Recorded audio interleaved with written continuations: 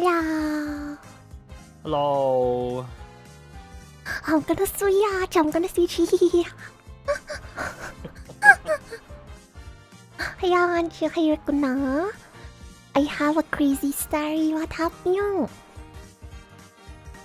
There's this dude and he's an Oya night streamer. I really know. Okay, yeah?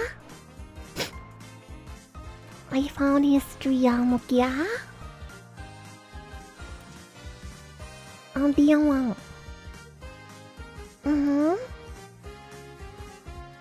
Decided to become his winter Akia. He has like beginner thing. Oh, so he basically just like started thing.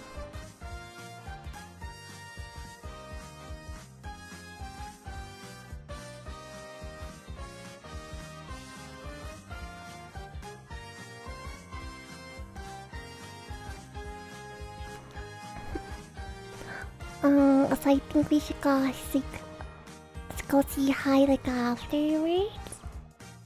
Where does he stream? No, thanks for being your Toxia.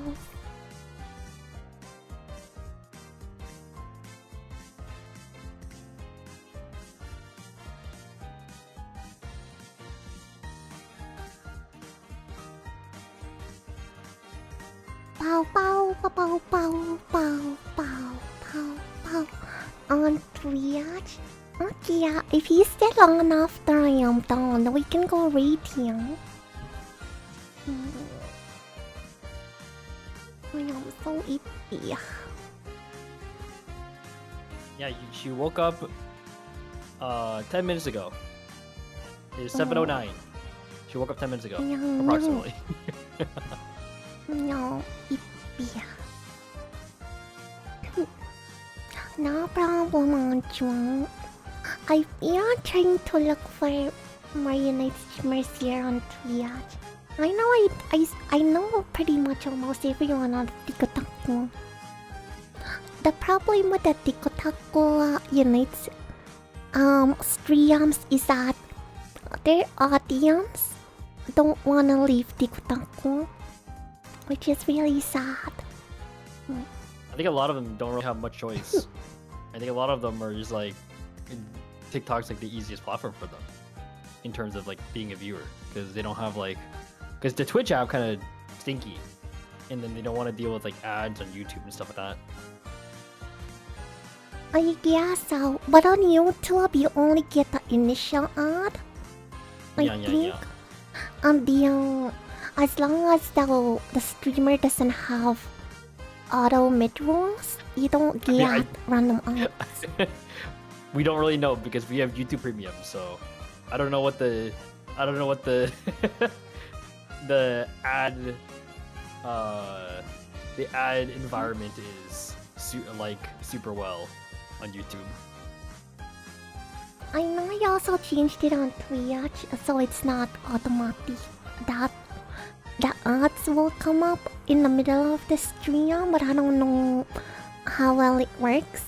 I know it gives you the initial ad when you come in. I don't know about the rest of the Yeah, though, if you even if you say you'll do it manually, if you don't do enough, Twitch will just be like, screw you, and just give people ads ever so often anyway. Yeah, I try not to put a lot of ads on my streams, because that's not like, especially on Twitch, that's not really where we get the revenue. It's from the VODs on YouTube. The best you could do maybe is like every like 3 games while you're in queue, you just like pop a 1-minute ad or something. That way people don't get interrupted in the middle of games. Because if you're if they just watch an ad in the middle of queue, they're not missing out on much. Hi Kia, welcome yan. We just woke up. How are you? Hiya, Pasitawa, welcome yan. We're gonna talk about how to understand the builds Yung team composition tadiya. The tiny bronze. Is that Peter? I think that's Peter, I forgot.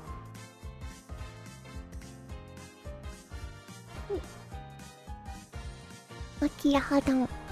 Okay, we're gonna start with understanding builds, okay? Because I know some of you guys don't actually know how to make a build. You just get it from Unite DB or something. Or Which, you to just be fair- copy Chris Hero's build. I know because I do that too, okay? To be fair, for the most part, that's fine. Mhm. There are cases where you should pivot your build depending on what they have. But for the most part, just net decking your builds is perfectly fine. Mhm. Because it's better than playing like Cinderace, and then you decide you want to wear your choice specs and wise glasses, Yeah. and then everything goes terribly. Team building, aren't we supposed to just be 5 attackers? Okay, Rakunang. Yeah, you build 5 attackers because the more damage you do means the faster they die, right? I got 4 wisdom teeth removed and a peanut down, so I'm gonna play Pokemon Unite. But I am a night. Oh my god! Wait, AK, I did the same thing. When my wisdom teeth started hurting you, they gave me the option to do to get 2 removed at a time. And I said no, pull them out all at once. And they did. I look like a chipmunk for weeks. And I went to work the day after. I had to like stuff gauze in my mouth in between breaks, so it would like stop the bleeding and everything. It's fine. As long as you have the right type of items, you should be good. Of course, there will be more optimal builds on certain moveset, but you can definitely even reach masters with no items if you... Yeah, it is player dependent. Genuinely, if you are decent enough at the game and you get a little bit of luck based on your teammates, you could legitimately hit masters never equipping a single item. You probably get reported a whole bunch of times for griefing, but that aside, you could. Yeah. Okay, let's pull this out. Okay. Today I'm gonna use Alchemia as an example. If you guys don't like Alchemia, sucks for you, because I think this is the easiest one that we can use as a demonstration for Kia. Okay, how we create builds. Lots of downloads. How we create builds, basically you have to understand what the Pokemon is, what it does, like his rule, attack type, damage type, when you evolve and stuff, and your moveset. So before they release new Pokemons, Pokemon Unite will tease them, like the new ones that are coming out. They will tell you, oh, it's an all-rounder or something like that. And they will do a showcase of their movesets and whatnot. So most people kind of get an idea what type of build they want to do for the upcoming Pokemon. For Alchemia, because Alchemia is a supporter, we want to build Alchemia to basically help everyone else as well. But there is an exception. I know Chris Heroes put out an Alchemy build out there, and everyone's they don't like it because he turned a supporter to like an attacker? Am I robot again? Yes, you are a robot right now. I can't hear it on my ear anymore. It's getting worse. It's getting more inconvenient. It's getting worse.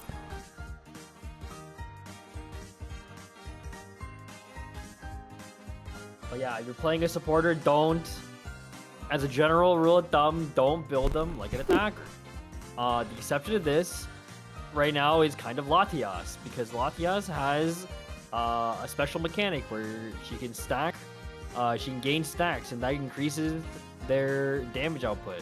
So in theory, it can make it work, and even then, you probably shouldn't build it as a damage dealer. I tried it for a couple games, it's not terrible, if I'm being absolutely honest. That is like the one exception. Am I still robot? Yes, you are. The exception is Chris Heroes. Yes. That's for content. But you as an actual player, if you're not making a haha funny, I'm gonna do DPS Chansey video, there's no reason for you to be playing DPS Chansey.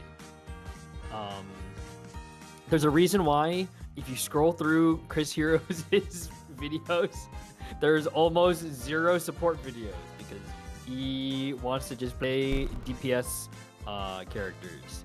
Am I still robot? All of his builds, yes you are. And all of his builds are very DPS oriented. And for solo queue, that's okay for the most part. We'll kind of go over the topic later about picking your build in Pokemon in solo queue versus a group. But in solo queue, you want to be the carry.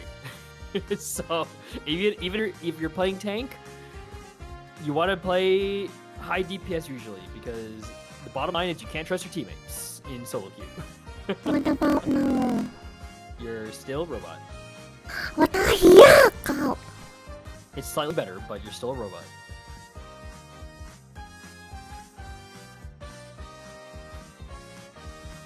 Oh no. We are holding. Poop, poop, poop, poop, poop, poop, poop, poop. Poop, poop, You'd also be Kumo, where Kumo also just does DPS Chansey. Just like for the love of the game. She's not making content out of it, she's just doing it sometimes. What about now? Nope, still a robot. You're still poop poop. What about now? Poop, poop, poop, poop. Nope, still poo pooing. Okay.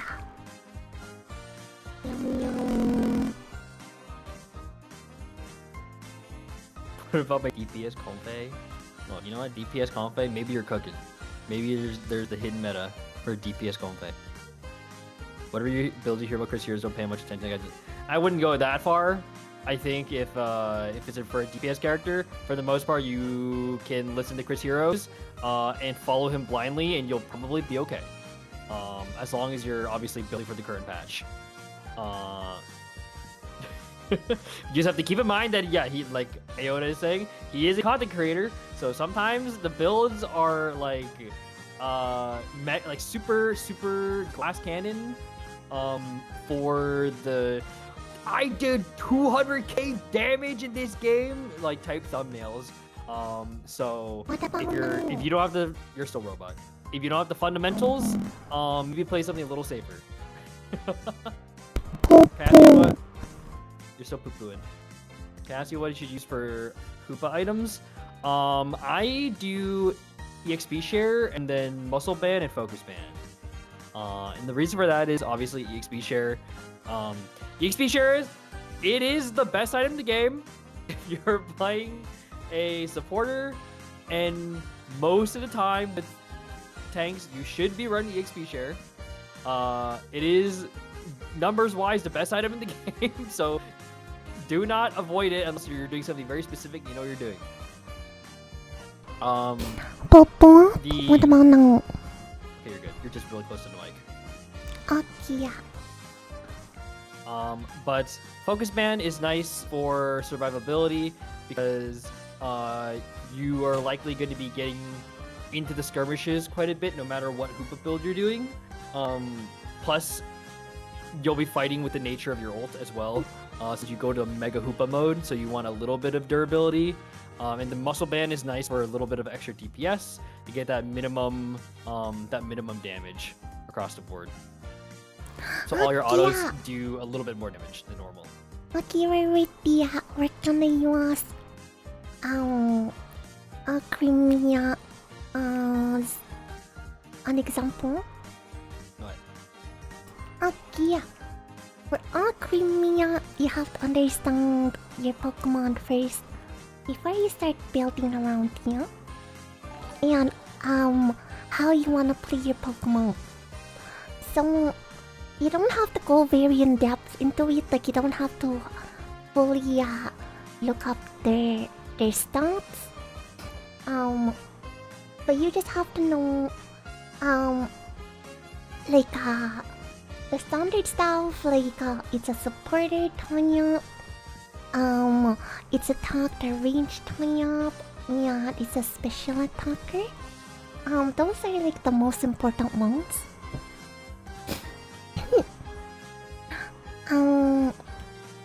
So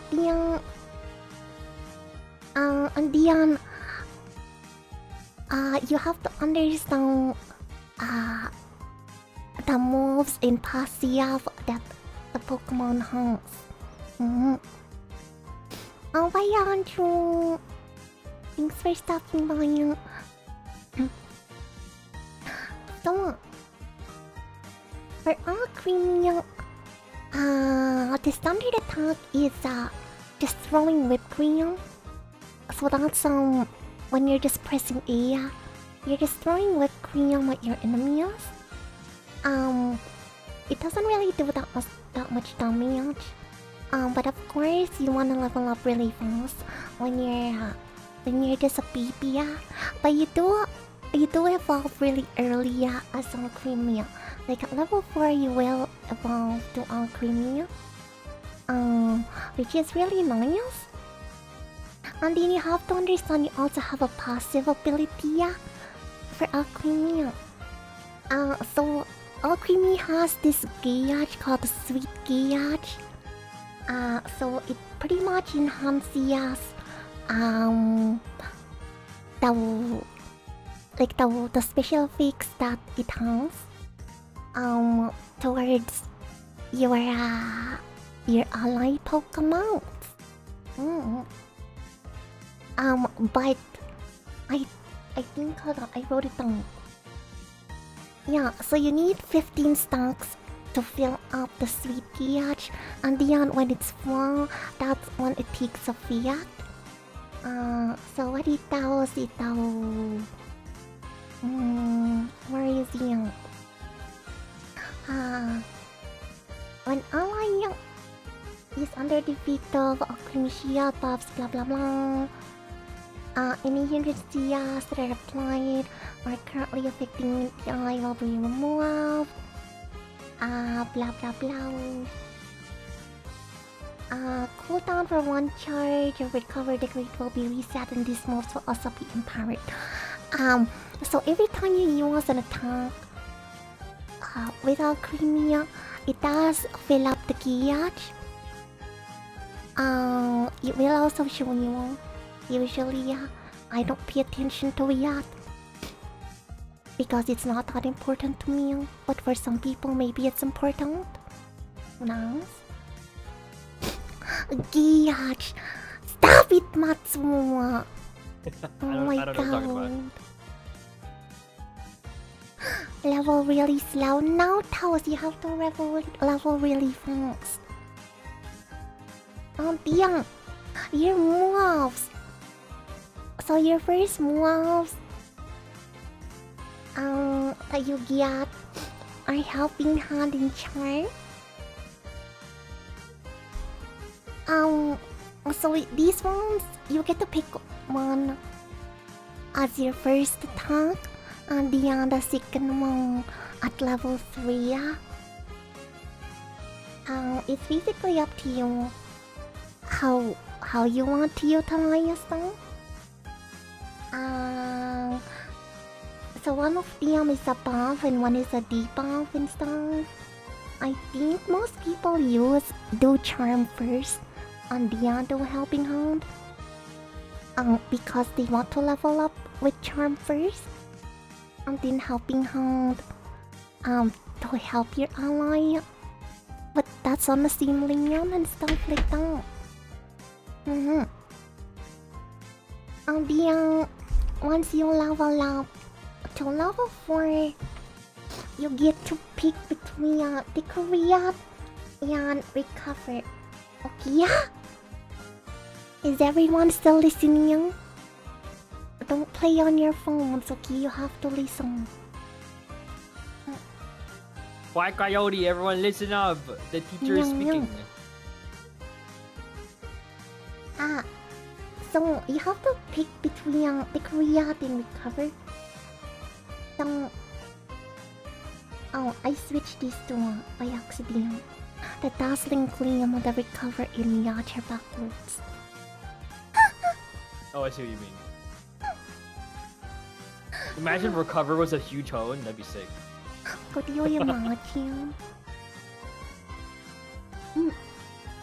So for decorate, yeah. It's like it just gives your ally Pokemon a shield like that. Wait, I thought Kuma was also a student. Yeah, we're a student, but we're giving a presentation, so you have to listen, Rakunang. Oh my god.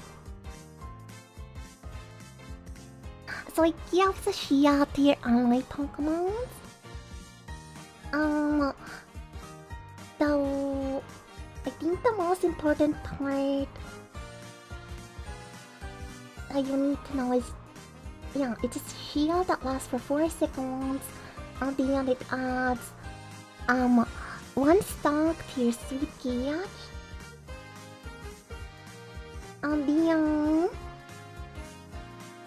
for recovery, Oh, it's and then that for decorate real quick, I would say this kind of goes into the idea of builds and like what you want to pick in terms of moves. But a really big part of decorate is the synergy it has with dazzling gleam, which I don't know. It does say it on the thing. So when you get to get dazzling gleam, I'm sure you'll go over it. But when you decorate somebody, your dazzling gleam stun cone comes out of both you and the person you have decorated. Yeah. So you effectively double your area of where you can stun people. So that's a very big part of it. No. And beyond for recover, you're throwing whipped cream on the ground for your allies to pick up, or you can pick it up to recover HP. It's kind of like how Greeton throws his berries around, you know, for the boss. But blah blah blah, it restores their HP and movement speed by 15% for those seconds. And it adds 3 stocks to the sweet gauge. But you can only have 2 whipped creams at a time, and then it'll go on cooldown. So you throw 2 whipped cream on the ground, and then it'll do a cooldown, and then you can throw more whipped cream on the ground. And this one I didn't know about this one. It says an ally Snorlax will heal additional HP from the whipped cream dumps. I did not know that. So if you have a Snorlax, it does help the Snorlax while it's recovering too. So that can sort of go into honestly a fairly minor aspect of it, because I don't know what the numbers are for that. But you could use that to synergize with Snorlax on a team, where an Alcremie could be, I don't know if you would want to lane with them, but at least in the same team as a Snorlax, so you know you're getting extra value out of the whipped cream. Yeah. And then your secondary move, you have the choice between Sweet Siap and Dazzling Cleanup. So it does. This one is your like the move that you use for damage. For Sweet Seed, you throw it on the ground and then there's a circle on the ground. Well, it creates a circle on the ground. Loud, yeah.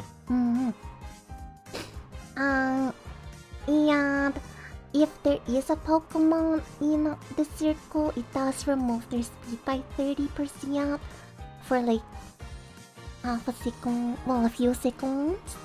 Yeah, so it's a bit of a slow in addition to being a surprisingly decent DPS move for support.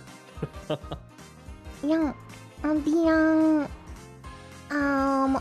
in terms of our Sweet Giyach, it adds 2 stocks to your Sweet Giyach. And the dust For and every green, hit, so if you hit multiple people, you could like instantly fill your sweet gauge and then be able to get the better recovery, for example, with the doll. If you have it combined with your recover, you'll instantly get your little strawberry on your whipped cream if you hit multiple people with it. Yeah, Dazzling Gleam. Again, I accidentally switched these two, but it's basically Diaz. It looks like it's spraying something. You can say it. But yeah, it sprays at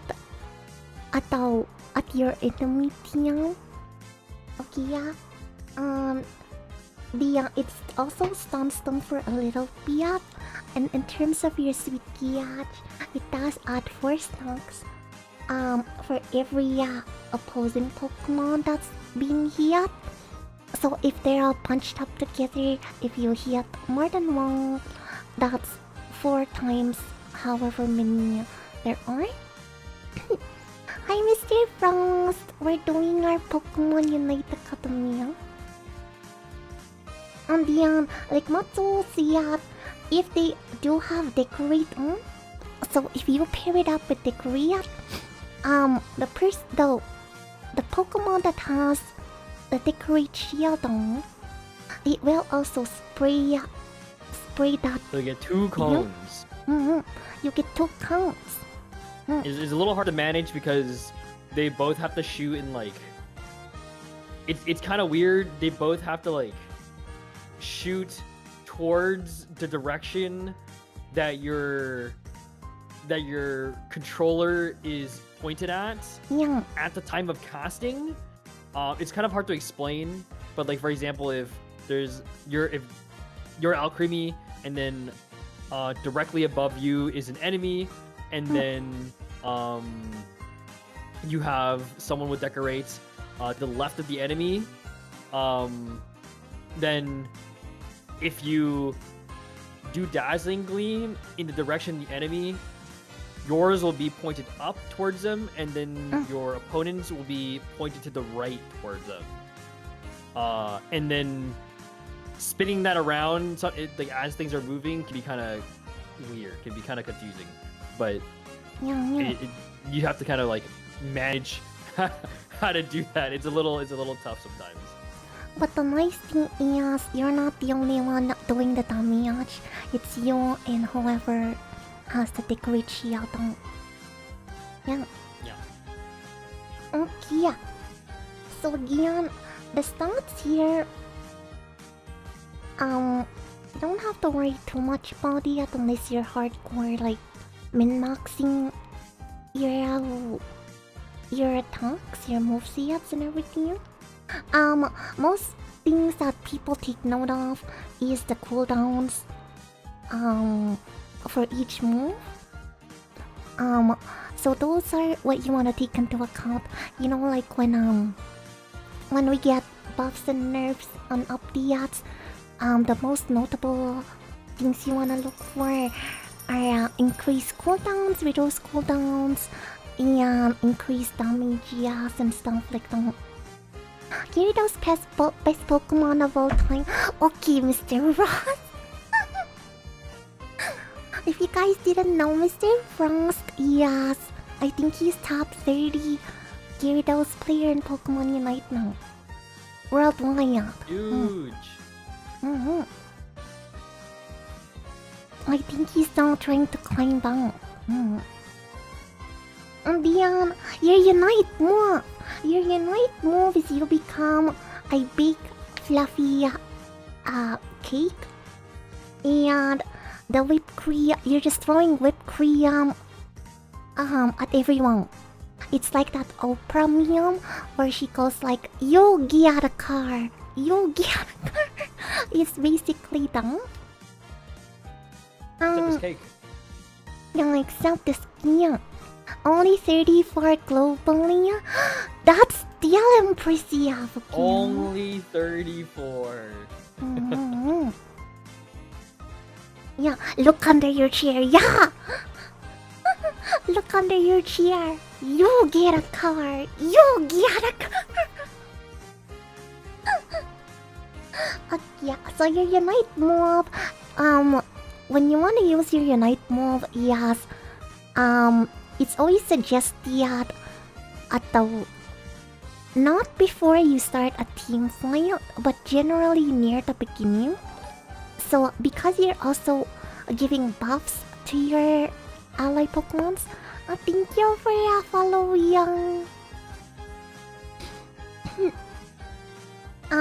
It does give you your ally Pokemons a buff. In a shield. And beyond, it's also recovering their HP. But just note that, unlike some Pokemons out there, once a Pokemon KOs you, obviously, your Unite move is cancelled. I know, 90s. If you Unite 90s, the Unite moves is still effective for a couple seconds. And Ninetales Which is for some reason crazy, gets a free pass.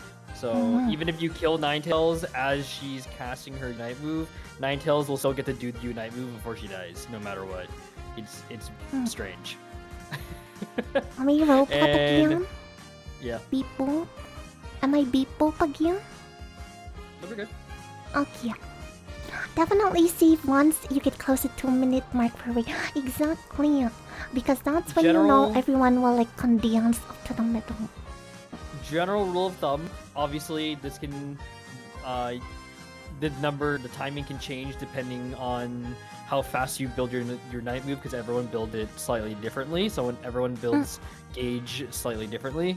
But general rule of thumb is don't use your unite move after the 3-minute and 30-second mark, because you want to save it for the Rayquaza fight. Obviously use your own judgment as you play the game and learn. Sometimes it's better to use it a little earlier. Maybe you're doing like one of the Reggie fights, or if you know that you're gonna need to stay alive for a fight. But sometimes, for the most part, if you know you're gonna die, for example, if it's like 2:45 and you get jumped on, sometimes better to just let yourself die, and then not use your unite, and then because you know you'll be back for Rayquaza. But if it's like 2:09 and you're gonna die with that unite move, maybe it's better to use your unite move. Yeah. As a supporter role, you do want to save your Unite move for Rayquaza. I think it's very important for supporters and defenders to save their Unite move for like the team flyouts, especially for Rayquaza team flyouts. But if you're playing like a sub-attacker role, if you're fighting like the last Reggie before 2-minute mark and you hit your Unite move, it's not a big deal. At least not to me, because to me, my jungler, his Unite move is a lot better than mine. And if I can depends. secure a Regia If you're playing before like team Serena, flyout, if you're playing Serena, then yeah, you can use it kind of whatever. As long as you're getting a kill before 2 minutes, like right before 2 minutes, like awesome. yeah. But if you're like Cinderace, you probably want to save that for Rayquaza. You probably want to That's try good. to use that to secure Rayquaza. Yeah, so for some mons, if you're using your Unite move to secure an objective just before Rhea, Dion, of course, Gian, use your best judgment when using your Unite move. Like Pokemon that I don't mind using a night move for securing objectives before request of flyouts are like yeah, like Serena. At least I can secure one of the Regias that way. Sometimes Armor Rush, it doesn't, I don't mind using my Unite move, but because it's like a big cannon for Armor Rush, sometimes it is very helpful if you time it properly for Rayquaza too. Yeah, because you can get a big stun with Armor Rouge ult. Yeah. Are you streaming? I'll go drop a follow. This is Matsu! For the people who don't who only know me from TikTok, Matsuo don't stream on TikTok. But Yeah, we sing together. I don't stream at all right now. For now I'm the behind the scenes guy. Although I will be streaming Silksong. Yeah. That's a separate issue. Mr. Frost, if you go to my description on the YouTube and then scroll down where it says, I think it's there. I think it says Matsuo Kumagaya somewhere. His link should be there. Yeah, he had bad blood with TikTok. Yeah.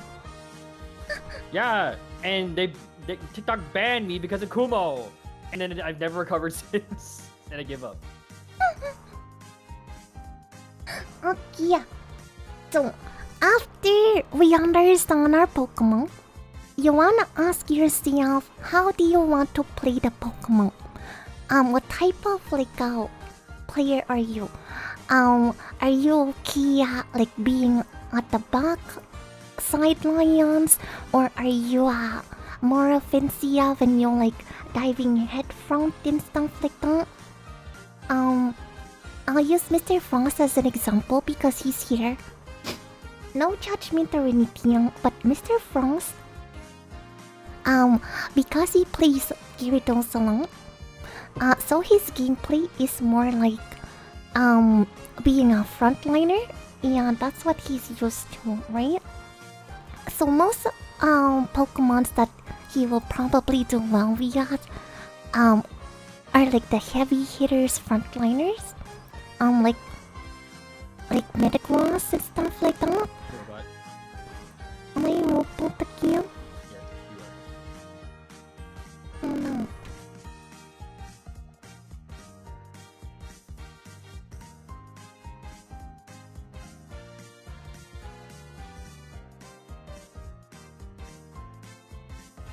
Boo! Nope, it got worse. Hold on, I'm gonna restart the audio service, yes.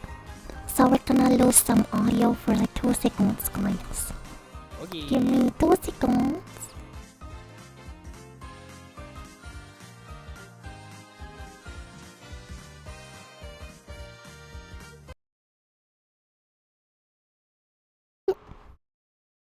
Hello?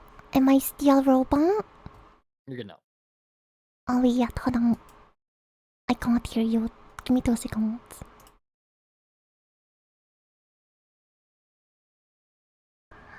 Boop boop boop boop.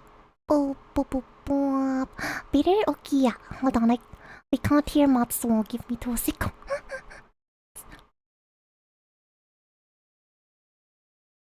I dropped him a follow on YouTube. Thank you, Mr. Frost. Hello? Can you say something? Oh, testing. Oh, I can't hear you for some reason because I'm stupid.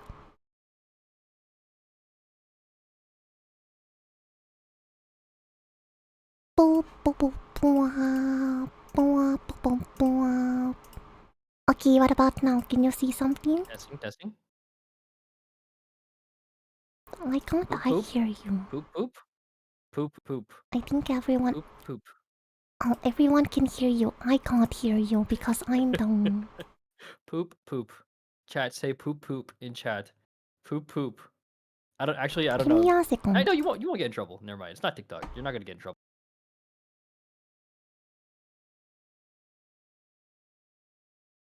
Poop poop. Hello, I can hear you Oh, now. hear me now? Oh, okay. Yeah.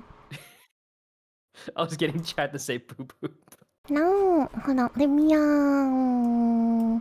refresh this one. Oh, we don't have our background music. There we go. Oh yeah. But yeah, I was using Mr. Frost as an example.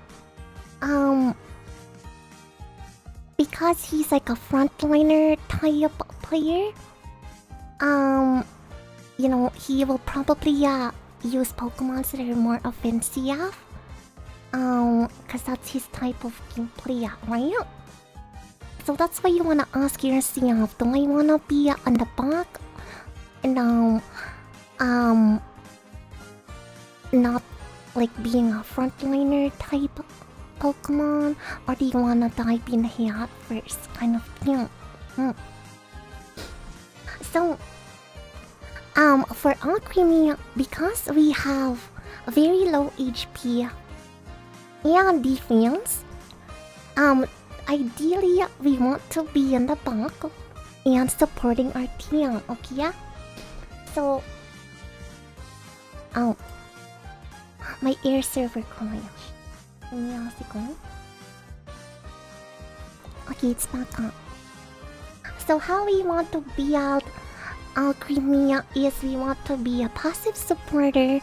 I just chose decorate unseen. Because I think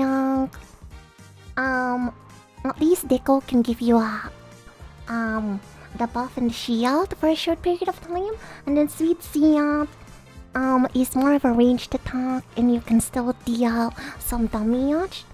And personally, it's easier to aim than Dazzling Gleam for me. So we're just using that as an example.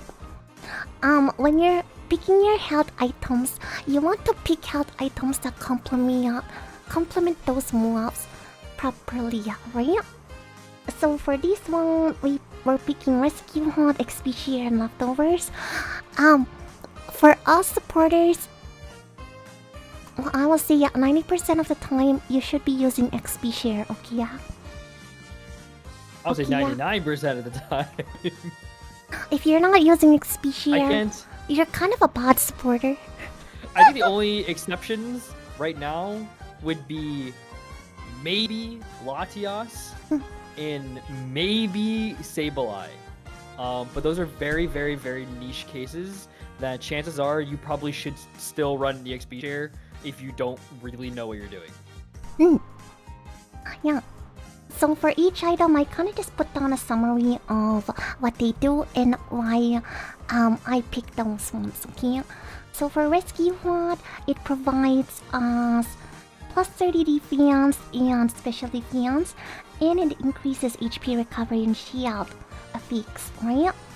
So for Alchemy, like I said, because we have a very low defense, we need as much as we can get. And because the type of supporter we are, we're a Pokemon that provides buffs and healing, it will benefit your moveset. And then XP Share, it's just XP Share, you know. If you don't know how XP Share works, I don't know what to tell you, to be honest. A lot of people don't know how EXP share works. How EXP share works is that if you are with the close proximity of another Pokemon, when either of you KO, they will get 100% of the XP share, and you will get, what is it, 30%? Yeah. And if you're the one that KOs your ally Pokemon, I'm pretty sure you'll get 100, then they get 100 or something like that. You're the one that has the the exact wording, the Unite DB wording right? So you can read and check it. I'll go back to the items later, but I'm pretty sure it's something like that. So for XP Share, the reason why we want XP Share, you're not the one dealing the damages. It also benefits you in the long run. And you're not stealing chaos from the the attackers that will do most of the damage. And it's like when I play with Matsuo and I steal his buffs as Blitzia, he gets mad. It's Yes, kind of you can- like that. You can take whatever you want. It doesn't matter because you have XP share, but you can't take the buffs. You can't last hit the buffs. Mhm. It's bad. If you're an aggressive player like me, I'd definitely pick defense or a good all-rounder that can hold our front line. Yeah. You want... Yeah, for Mr. Frost, I react honestly. I should have picked Metagross for today because I think you will do very well playing Metagross. It's very similar to Gyarados. At least I think so. In the leftovers, you just have extra HP. And it improves HP recovery for leftovers. I know everyone loves leftovers, but it does help sometimes, okay? And yeah, for battle items, you can either use Eject or Expiate. Because you are a squishier Pokemon, it's imperative that you can get out as fast as you can, whenever you can. Okay? Oh. My air server keeps freezing. Give me a sec. Okay. Yeah, I'm pretty sure XP share it's 130 for the wearer. Yeah. I'm pretty sure. 100 for the ally, 30 for the wearer. So it doesn't matter. It literally does not matter. Because that's why it's like numerically the best item in the game. Because it's just objectively better to have it. I'm pretty sure. In like most cases. For emblems, again, guys, the stats that the emblems give you very minimal importance. The most important parts are the colors.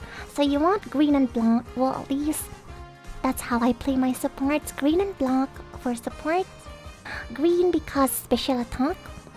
Most supports are special attack based, so that's what you want to improve on. And then green for CDR. Okay. You want to be using your attacks really fast. Like say if you're on a team fight and your cooldown is 7 seconds, you're basically just waiting for everyone to die. It's not very helpful if you're literally just like waiting there and you're like, I can't provide help. Anyway, yes, I put this other thing here from Chris Heroes. Oh my god, hold on, keeps freezing. I put this other thing here from Chris Heroes. His build for his creamy. Just for funsies, okay, yeah. He has Deco and Sweet Sianta as well. But he does Muscle Spoon XP share. The reason for that, Muscle Bond improves your attack. So what he's doing, he's using the Sweet Siant, and he has normal attack. Well, he's relying more on he has normal attacks. Keep in mind that this was release all creamy, where Sweet Scent was much stronger. Yeah. And then he's also using Slick Spoon to improve his special attack. So he was honestly just like he's like just improving his overall attack and special attack for Alcremia. So he can basically frontline with Alcremia. Yes, you cannot. Keep in mind that this is a meme.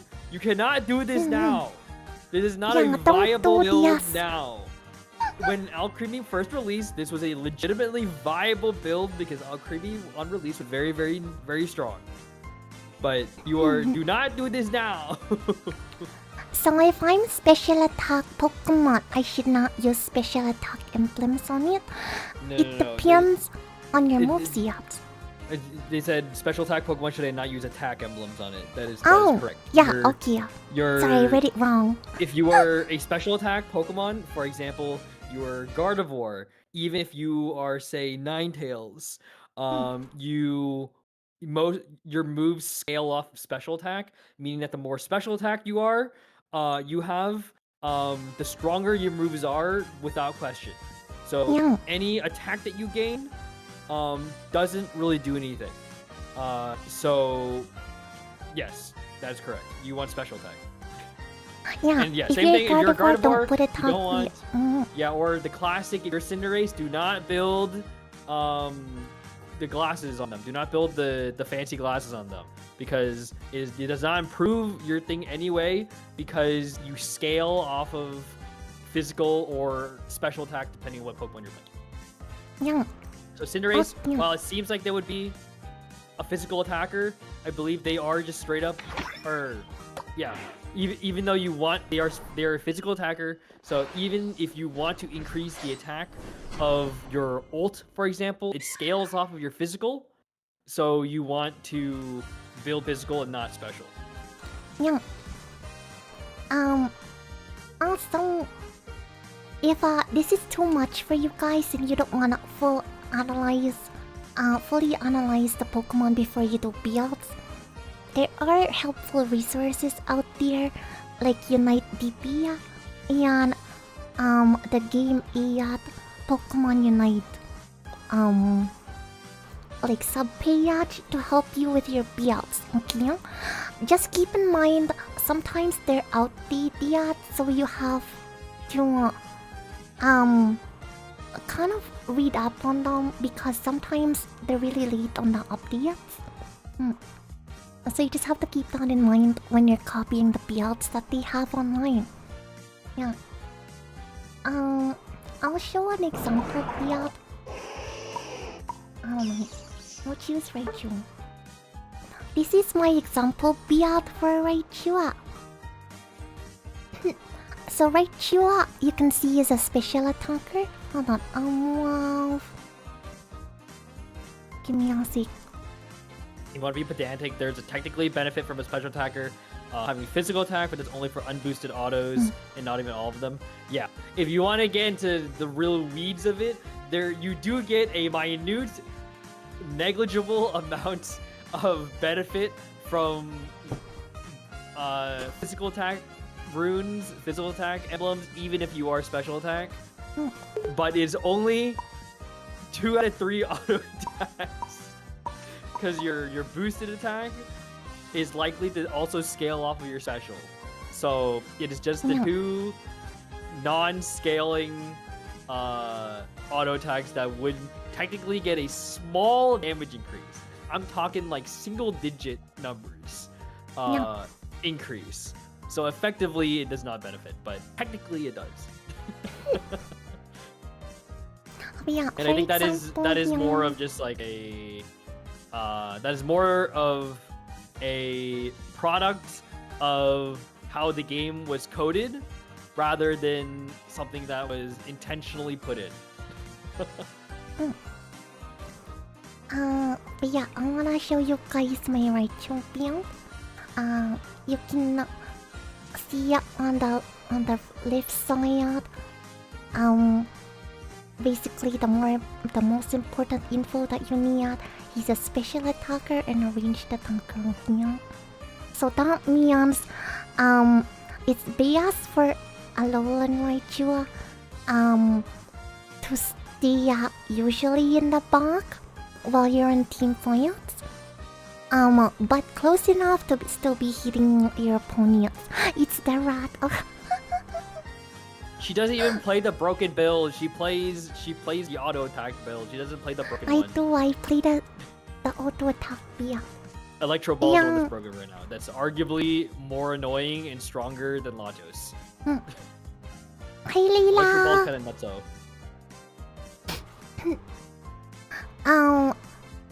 Okay, yeah, the reason why I'm not playing the Electro Ball build because I have the same issue as Kaguya. Whenever I aim it, my controller snap backs and then I'm not hitting the Pokemon I want. I promise you, with how strong it is, if you play a Alolan Raichu Electro Ball right now, even with snapback issues, you will perform better. Just because how strong it is. Even with the issues, I promise you it is better. But I'm the type of person that's like contrarian. And I don't like playing like the broken builds. I think it's boring a lot of the time. Like maybe a game or two because it's like haha funny, look how much damage Electro Ball does. But after like a couple of games I'm like, I'm bored. I don't like playing this. But yeah, this is how I play Raichu. Not this one, this is supposed to be this one. I do stored power Psychic instead of Electro Ball and Thunderbolt. Because it's easier to aim with Psychic. And stored power just like gives you your buff. Yeah, I just have Drive Leons for the special attack kiosks.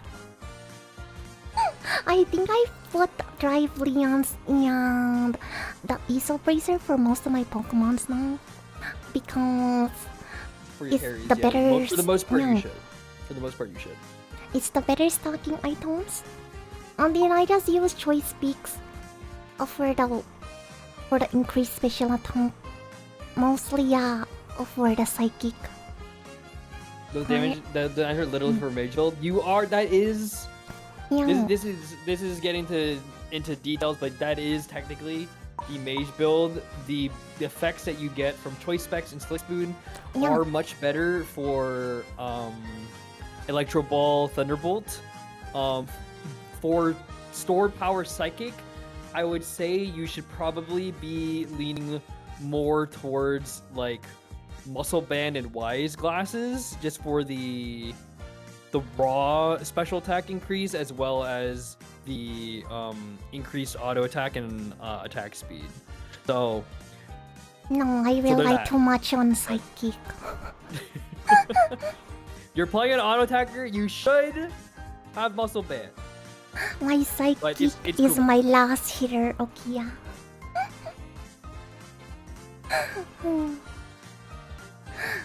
That's why Matsu loves playing Mino Campion. No. Lens Bracer is a good shout out for the majority of moms. Yeah, especially Leons. That is very true.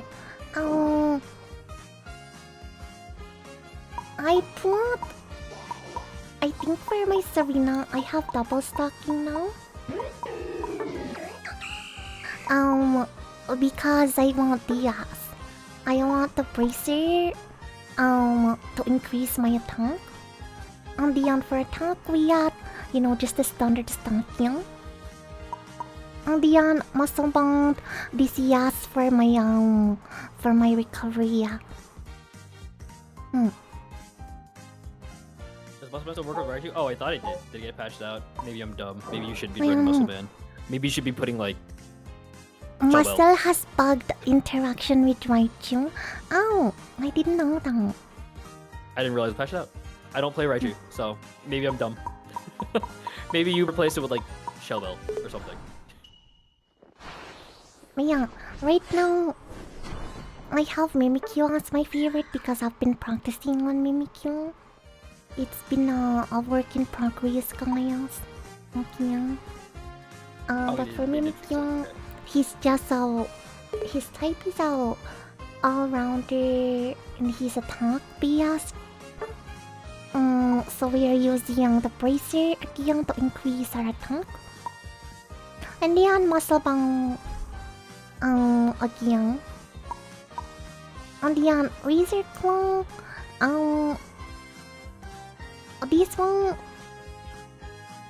This one, I see this a lot. For Pokemon's like the dog. I forgot the dog's name. Zacian? Whoa, yeah. Whoa. Oh, for the attack in Crit React. But people also use Yacht very often. for Mimikyu apparently. Also, if you guys, just for fun, they also have examples yet from gold ribbon players that you can take a look at. Be careful. Sometimes a troll build will get mixed in, so do not take them as gospel. Sometimes there are troll builds that sneak into this, so just be careful if you're gonna go off of these example sets. They use this beard with player Ralph. No, I've been trying to practice with Shadow Claw. Also, this is what I use right now. Especially recommended beard at the top.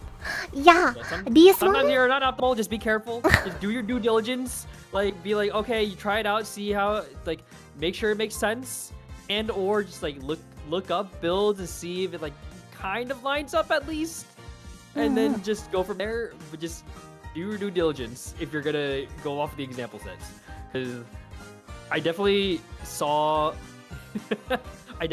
triple glasses on Cinderace as an example build before. So just be aware. Yeah, just to let you guys know. Okay, yeah. For the second part of our lecture today, Matsuo will be doing the lecture. It's about team composition, cause this one I have like zero knowledge. Well, I do have some knowledge, but I mostly like I don't know what I'm doing. So I just made out basic notes that we all should follow. You know, like what should your team have to have pretty okay synergy, especially if you're like ranking up. My biggest pet peeve is when I'm at the lower ranks, like Ultra 5 or something, people are just playing whatever they want and they don't want to concede, and you end up having a bad team composition. So you have like 3 all-rounders and 2 speedsters, so you don't have a supporter defender. Yeah, that happens very often in Ultra Volunteer. Yeah, it's very annoying because for more experienced players, they're the ones who have to concede and end up playing the supports or the tanks. Defenders. And then you just have to do, at that point you just have to do your best, pray to God that your carries are actually able to carry. Which at that point it is sort of a coin flip of if you get somebody that's at least half decent, or if it's someone that is literally 8 years old. Yeah. But yeah, so the basics, yes, you want to have a tank, usually a defender, are great tanks.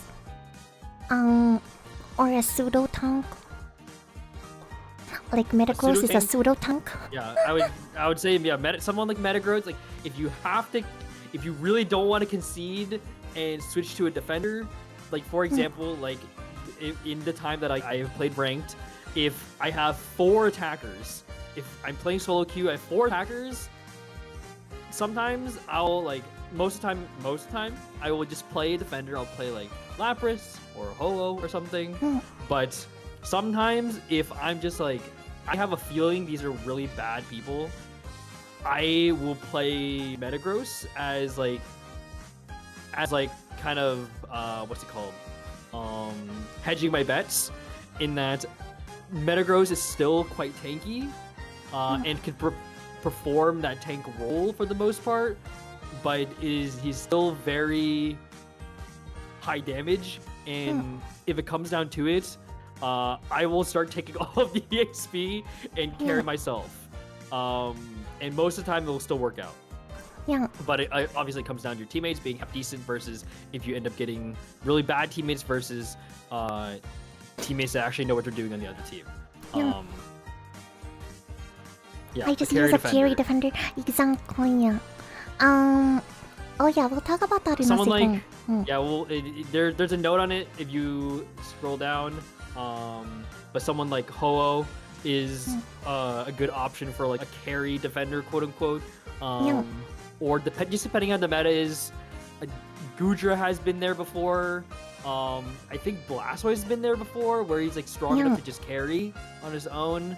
Lapras for a little while, I had pretty good luck on doing that. Doing a more DPS focused build. But yeah, that is also a very valid option.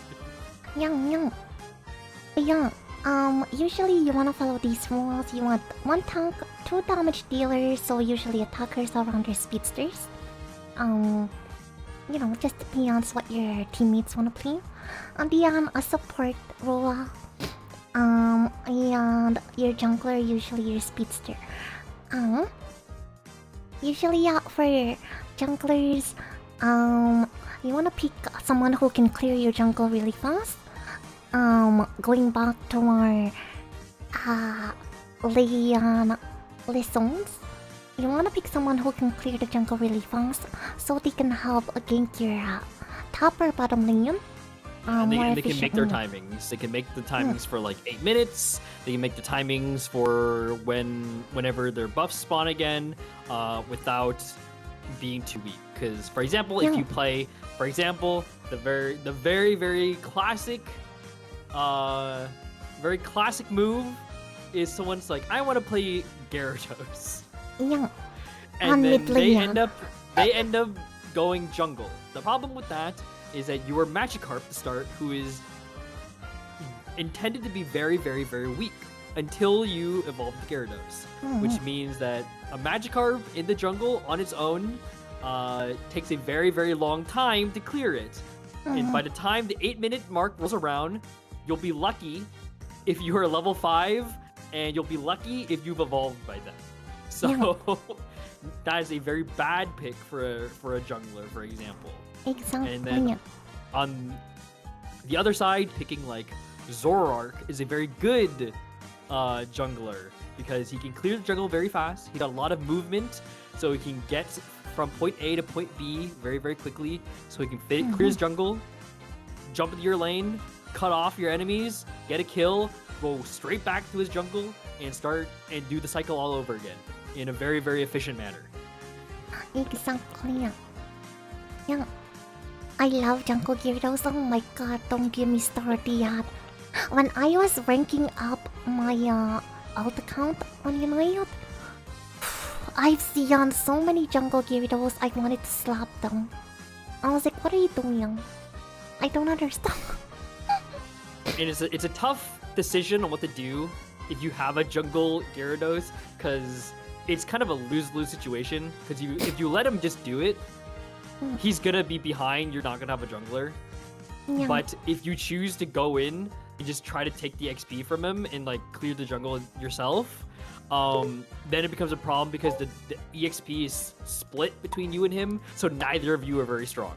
He's a little bit stronger than he would have been, but neither of you are very strong, so you have to go back to lane anyway, and then you are at risk of dying because you're level 3 when they are level 5. Yeah. Okay, yeah. So my note over here, about Ho-Oh. Right now, I've seen a lot of team compositions where people have been running double defender, one support, which works out really well right now because Ho-Oh as a defender, can deal a lot of damage. So you can frontline as Ho-Oh, deal a lot of damage, but you're also still a defender. So you're a little bit more tanky than your normal tankers.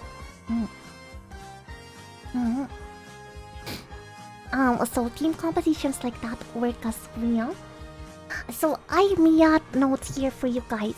You have to ask yourself what makes a good team composition. You want it to be well balanced. That means everyone's roles cover for each other's weaknesses. Okay? That's why it's also important to have a supporter Because if you have squishier mons, like on a personal experience, if I'm playing a Serena and I'm stacking Serena, I need a good defender to help me stack early game. Otherwise, I'm just gonna be a small little berry for like 2 minutes, and it's not very helpful. And there's gears must complement each other and make them more effective as a whole, rather than acting as 5 individual units. For that, I have examples here like, if you're leaning together as Mamoswine, Lapras Suicune, or Ninetales, you're basically an ice leon where you're freezing your opponents back to back. So they don't get to play the game. Only you get to play the game now. And that benefits a lot of, when combined with like certain mons, that benefits a lot of carries that are a little bit slower, don't have as much movement, because your enemy won't be able to run away. For example, example might be like Cramorant. I don't know if it's a great example because he does have quite a bit of range anyway. But if we take Cramorant for example, Cramorant wants to get in and then start throwing fish at you, start auto attacking you. However, the enemy, is either trying to run away or run towards you to be able to just kill you, jump on top of you to be able to get rid of you. However, if you have a Mamoswine, a Lapras, Suicune, etc., and that they can freeze the enemy a whole bunch of times, that way they can't leave or get close to you. That helps. That's a case of good synergy. Because, for example, if you have a Mamoswine and a Cramorant, it makes the Cramorant just be able to sit there and just hold down the A button, and he just wins. Because the Mamoswine is stunning them over and over again, and they're not able to either get out of range of Cramorant or jump on top of Cramorant itself.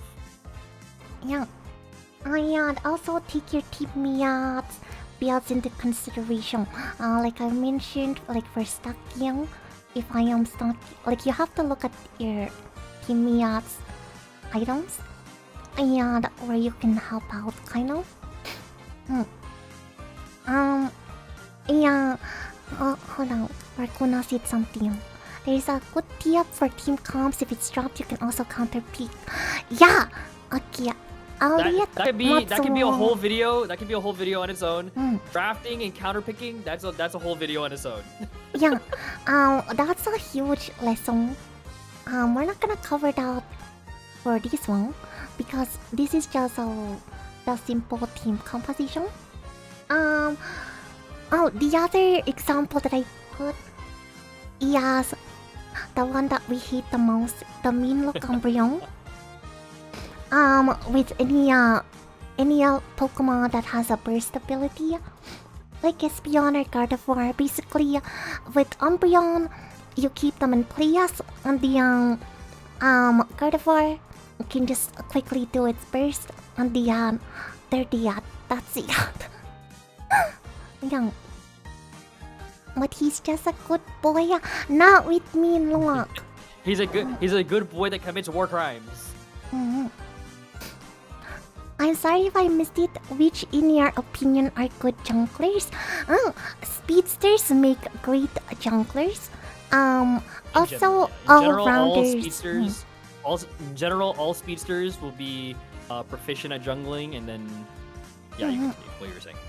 But yeah, also all-rounders are also good junglers. I know Matsu plays Cerulean in the jungle all the time. Yeah. He clears it very fast and efficiently. Like in comparison. This will get sort of into the weeds, and then sort of like more experience and like Pokemon like knowledge. But in general, if a Pokemon has really good movement skills, if it has a dash, if it has a teleport, if it has like anything like that, generally they're going to be good in the jungle, because the number one thing is the most time you lose in the jungle is walking around. And so the less time you have to walk to kill the jungle mobs, the more efficient you are. So even in the case of let's say like Cinderace, which doesn't have a ton of movement. Obviously, he does have a dash, which is benefiting for that. Actually, no. A good example is Decidueye. Decidueye doesn't have any movement abilities. However, his range is long enough. In the case of one of his moves, Razor Leaf, he has the ability to attack multiple enemies at once. Decidueye actually does end up being quite an efficient jungler, whichever build he goes for, because other than Razor Leaf, he also has Spirit Shackle, which is a sniping move, which means he has very, very long range. So he can attack a jungle Pokemon from like halfway across the map, essentially. So that's why something like the Decidueye, even though he doesn't have any movement abilities, is still very effective. I'll try it and see how I do. Yeah, let us know, Kinia. I'm excited to play Pokemon with you. All speedsters and anyone who needs the levels. Yeah, definitely, yeah. I know we're clowning on this a lot because I played with that one guy that they had Jungle Gudra. But honestly, a good Gudra player, I guess, like if they are a good Gudra player, I'll give them the jungle. I wouldn't mind. There's a case to be made. It's definitely not optimal for Gudra to take jungle, like in any situation, but there's a case to be made where it's fine, depending on how they're built. Again, going back to like what we were talking about earlier in terms of builds, if it is a more DPS oriented Gudra, there's a case to be made where they might be able to clear the jungle fast enough to be able to make it viable, and Gudra does help. It does help Gudra because Gudra does really, really need to get to level 7 like as fast as possible.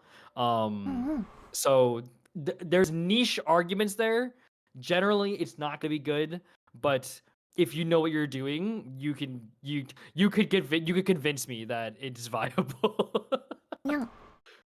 Why is there hate on Leafeon? It's because Leafeon is very, very strong right now. Leafeon is very, very a very good juggler, clears very fast, does a ton of damage, is very effective at getting in, getting a kill, getting out with no consequences. So that's why a lot of people are a little mad about Leafeon right now. I know Kage is one of them. I know Kage he gets very heated about Leafeon. Yeah, he's a Leafeon hater, guys. Okay, that's just my basics for team comp. Matsuo, you can go in depth with team comps.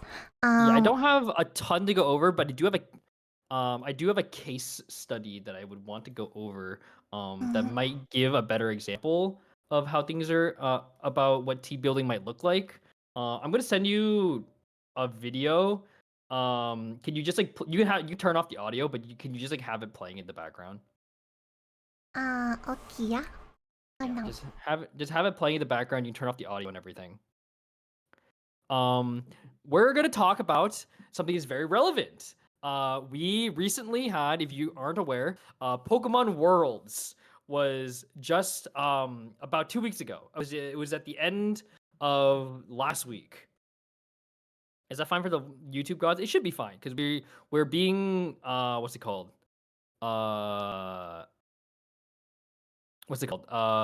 Constructive. It is not. We're not just playing the video and being silent over it. We're talking about things that are going on in the video. What is being played? What is being what? Oh, does it not autoplay the? Does it not auto skip to the timestamp? No, it's can you skip? Can you skip to just 56 minutes about? 56 minutes? Yeah, just about 56 minutes should be fine. We are gonna be looking at Pokemon Worlds Championship 2025. That happened just 2 weeks ago. This is grand finals.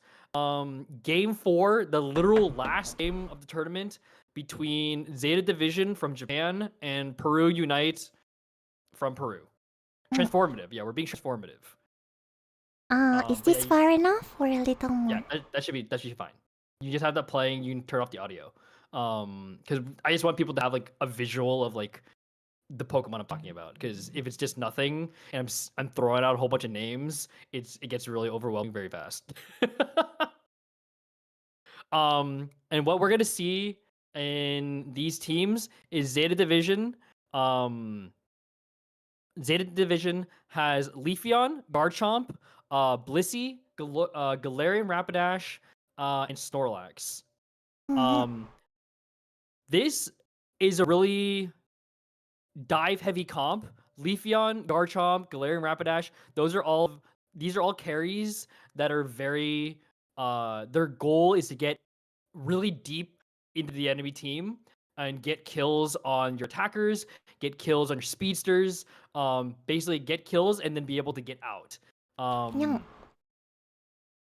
And then the benefits for this is having something like Snorlax for stun, having Blissey. In the case of this game, you're not going to be able to see it, but in this game, they're playing soft boil Blissey, meaning that Blissey's throwing out heals into their team and helping that Leafeon, helping that Garchomp, helping that Galarian Rapidash stay alive, so they can get out. Leafeon on its own can do that very easily already. You're a robot, by the way, so I just don't know if you want to mute during the section or not, but yeah, it's up to you. Yeah. Or while you try to fix it, yeah, because you're a robot. Galarian Rapidash, for example, has the ult for Galarian Rapidash basically makes a triangle on the ground, and anyone in the triangle cannot leave. It's like a souped up mean look. So in that sense, jumping on somebody and then just ulting them is very, very effective. But yeah, that is their game plan, and that is the team that is they're building around. It's a dive comp, and honestly, it is very standard. It's relatively safe, because it is your standard, like what Kumo was saying earlier. It's two all rounders, a speedster, a defender, and a support. Sort of like everyone kind of knows where they're going. It makes a lot of sense to like the layman. And the big thing with this is that it's very skill oriented. It's this team comp is a little weird in the sense that if you and your friends, if you're all Ultra Ball tier, if you're all just hitting Masters or even lower, and you try to play this team, you might have some trouble because a lot of these Pokemon are there's a lot of skill expression, meaning that you knowing how to play the Pokemon changes drastically how it performs. You can't just hit A. You just can't like hit your buttons and you'll win. Leafeon, you kind of can, but there is skill expression with Leafeon. These Pokemon, for the most part, there's a lot of very niche micro optimizations that you can do to play better, and play better or worse. So, but that is something to keep in mind. And then last thing to note with Zeta Division's team here is that it is a team that is meant to be playing from ahead. A lot of their Pokemon are meant to get ahead and stay ahead. They're meant to win the early game and then keep that momentum and carry that throughout the entire 10 minutes and then win. If they fall behind, they are in trouble because if they fall behind, it's hard for them to get kills. I guess I'm getting sad again. No, it's okay. This is getting into the weeds. This is team comps on a professional level. This is not something that most people will have to consider super heavily until you're playing with your friends and playing in 5 stacks, and you really want to win. You really want to get into very specific things. Going over to the other side is Peru Unite, which, spoiler alert, they are the winners here. They end up winning this match and becoming world champions. Their team is Buzzwole, Suicune, Crustle, Mewtwo, and Scizor. Something, if you notice about that, is they do not have a support. And this is a non-standard composition. This is 1, 2, 3, 4 all-rounders. Wait, Mewtwo Y is an all-rounder, right? Am I crazy? Or Mewtwo Y an attacker? I don't remember. Someone tell me. I think that That's all around it. I think he's an all-rounder too. That is 4 all-rounders and a tank. Why? Oh, I use why attacker. Okay. I don't know. I don't play that Okay. Pokemon. Still, it's a very, very non-standard composition. It is 3 all-rounders, an attacker, and a tank.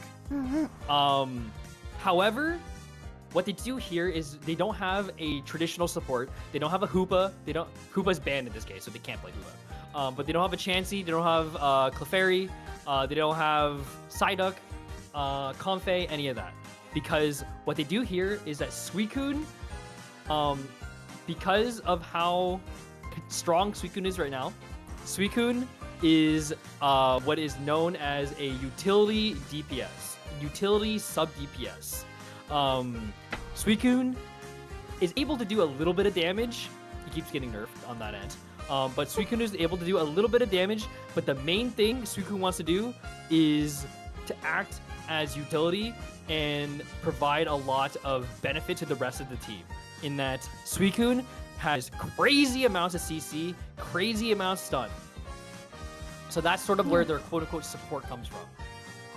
And Buzzwole is also an all-rounder that is very heavy on CC. And in this case, Buzzwole is using, what is it called? It's a seismic toss, whatever. That's not Leech Life. Hold on, what is it? Superpower or Smackdown? I'm trying to remember which one it is. I haven't played Buzzwole in a while. Lunge, I think, is what they're using in this game. Or is it Superpower? Maybe, yeah, it's Superpower and Lunge in this game, I think. I don't remember if it's Lunge or Smackdown. But the point is what Buzzwole in this game is able to do is they are able to essentially pick up an enemy and throw them wherever they want. And that's important to the core of this team, which is Crustle. Crustle is not the carry, but Crustle is the heart and center of this team comp. Crustle, his whole thing for this is that he has a move called Rock Tomb, and he has a move called X Scissor. Rock Tomb makes a half circle, a little half circle thing of rocks that acts as a wall. And X Scissor, whoever he hits, he gets to push in the direction that he's going. And the point of all this is that this team is intended to group everybody up. This team is intended to CC everybody in one small little spot, one little area, because Mewtwo, his Unite move, activates an AoE around every single enemy. So if you have all five enemies in a little group, all 5 people get hit by all 5 ults. So while normally if you get hit by one Mewtwo ult, it's not that scary. If you get hit by 2 or 3 or God forbid 5 Mewtwo ults, it's suddenly really, really scary and you just all die. And I don't know if we'll watch. I don't know. We should be able to see this happen near the end as it hits 2 minutes in this game. That Mewtwo ult becomes very important in that it hits multiple people at least 2 or 3 times and brings them down enough to be able to clean up. And I think that is actually an example that just happens probably about 10 to 15 seconds before I'm saying this, because there's a delay on my end. And it is a great example of it at around the 3:30 mark in this match. Is a great example of everyone gets hit by like 2 or 3 Mewtwo ults and takes a ton of damage. In this case, the team is also not super level reliant, meaning that they're allowed to play from behind.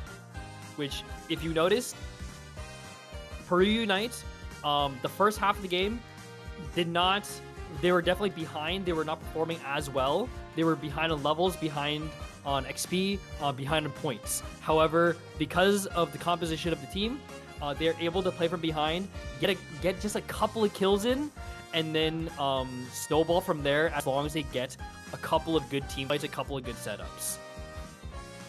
So this is something. The point of this is that team building is not just about picking the strongest characters, but is also about making sure that your Pokemons and your teammates moves synergize with each other in such a way where you can get good combos and be able to work around what your enemy has. That's getting into more about like drafting and stuff like that, but that's a whole different video. Drafting is a video in itself of how to counter pick, what to pick first, what to ban. But in this case, I just want to focus on the team building aspect, in that they have a very Peru Unite here wins because they have a non-standard build that they're able to utilize and execute really, really well to chain CC and get huge Mewtwo plays. And then we're approaching the last minute or so of the match, and you'll be able to see just about, again, right here at that 120 mark that passed a little bit ago, that Mewtwo Wild manages to triple hit at least 2 or 3 people during that engagement, gets an early kill, and then that leads to them being able to clean up 1 or 2 more people, and then what's left over is the Scyther. They're able to, or not the Scyther. What's left over, I think, was the Leafeon, and they're able to just pop out, clean up the Leafeon, and no one else is able to come back in time for them to get Rayquaza, therefore winning them the game. No pro talking about my ass, but Zeta not picking Safeguard against this comp is kind of that is actually something. If you listen to this match and listen to commentary, that is a criticism that the commentators do have, and is something that's is very confusing on Zeta Division's part. They are Japanese, and a lot of Japanese players do go for very not arbitrary, but out of like thinking out of the box, not unorthodox. Sometimes Japanese players play some very unorthodox builds. In this case, them going soft boiled over Safeguard they should not have done it. If they had Safeguard, they would have stood a much better chance. Because what Safeguard does is that it gives you a shield, you as the Chansey, you as the Blissey, as well as whoever you're targeting. You both get a shield that obviously gives you a little bit extra HP, but the main thing is that it prevents and also heals, cleanses CC. So if they're stunned or if they're about to get stunned, you could prevent that. In this case, a huge problem was that they were constantly getting CC'd by Crustle X-Scissor. They're getting CC'd by Buzzwole Superpower. They're getting CC'd by Suicune. Like, between seeing these 3 Pokemon on the board, there is very little reason I can see to pick Soft Boiled over Safeguard. Obviously, they were trying something, possibly as a last-ditch effort, because they were playing from pretty far behind in terms of the set. I believe at this point, obviously because that was the last game, it was they were already down a win, so they sort of just, I think, maybe wanted to do a last-ditch effort, try something kind of completely different, and try to catch them off guard with something like Soft Boiled. It did not play out in their favor in this case, but sometimes if you're playing from behind, it's worth going for something crazy. But yes, Japanese players tend to be very out there with their builds and comps, which is why you tend to see a lot of Japanese players get the spotlight. This goes the same with any MOBA, any competitive game. Japanese players tend to be on a whole nother level of like, what the hell is this build? That's crazy. I can't believe that worked. But yeah, that's more or less my case study on team builds. It was a lot of information, obviously, and a lot of it went by very fast. But hopefully you got something out of that. Hopefully you understood a little bit of what competitive team building can look like. Whether it's from Zeta Division, where they had a generally more standard safe comp other than the Blissey build, or if you're just interested in seeing something like Peru Unite that has a very non-standard comp, something more akin to what you might see in solo queue, where there's not a support, it's just all-rounders and attackers, and maybe you are last pick, and you just decide to play a Crustle. You see a Buzzwole on your team, you see a Suicune on your team, you see a Mewtwo on your team, you decide, oh, I'll play Crustle, I'll play X-Scissor, and pray to God that Mewtwo knows how to ult. In the case of building as a team, it is a very different experience from fixing a build as a solo queue player. If you're playing solo queue, which is obviously where most of you are, it's going to be more relevant. Most of the time, unfortunately, the answer is to pick an all-rounder and do your best to carry the game yourself. Because if you pick an attacker and your team is 5 attackers, you will probably not win because you will not have the support or the peel, so to speak, the CC that you need to be able to perform well. But if you pick an all-rounder, say like Metagross, say like Urshifu, say like even Charizard in this meta currently, and just pray to God that you can perform in solo queue, that's kind of what you got to do. If you are blessed and you see that you have a Lapras and a Blissey on your team, first of all, go to church on Sunday because God is real. But second of all, if you see something like a Blissey, and hopefully they'll pick something like Helping Hand Safeguard, you can play something that is very heavy on auto attack, because what Blissey Helping Hand does is that everyone gets a little bit of movement speed, gets a little bit of attack speed. So if you can play something like a Cinderace, if you can play something like a Cellaredge, if you can play something even like a Dragonite, and that benefits off of that auto attack speed increase, that's awesome. In that case, if you see something like a Blissey, you probably don't want to pick something like a Gardevoir or a let's see here, even like a Blaziken. You probably wouldn't want to pick necessarily something, because you want to err more on the side of auto attacking, because you have the potential for something like Safeguard Helping Hand. But obviously, you never know. Sometimes they might just go Egg Bomb Soft Boiled, and it didn't matter in the long run. But that's something to keep in mind while you're playing solo queue. If you do see supports and defenders out there, try to pick something that can help synergize with those Pokemon.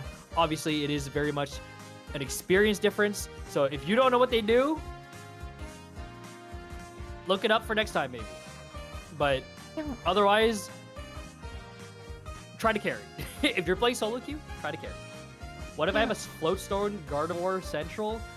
Honestly, you can build around it still. It's a Gardevoir. A Gardevoir, no matter what, it's probably still gonna do a lot of burst damage. Go like Fire Spin Ho-Oh. Pick, if you want to be a war criminal, pick Mean Look Umbreon. Just pick someone with the stun. Even so far as to go like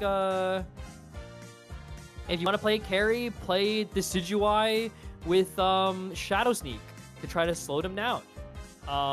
There's always an answer. There's always an answer to what your team has, and how you can support them while still being a carry yourself. So just there's a lot. It's a lot to keep in mind, but it's a lot of Pokemon knowledge. But I promise you, there's always an answer. I just wanna see. It is never 5 attackers. It's never 5 attackers. I just wanna see this year's. So part of the Pokemon. This is why I wanted to do this Pokemon Unite Academy thing. Not going through the basics part of it. Because I do have general knowledge for most of the basics part. But it's mostly for trying out new Pokemon, which is what we're gonna do soon.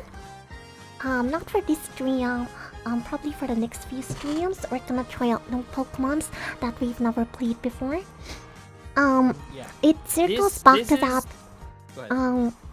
It circles back to that. You have to get to know the Pokemons that your teammates play, because one of the more annoying things is that when your teammates are pinging Thankkk and they don't understand how your Pokemon plays, they don't understand your cooldowns, and that you need some boosts as well.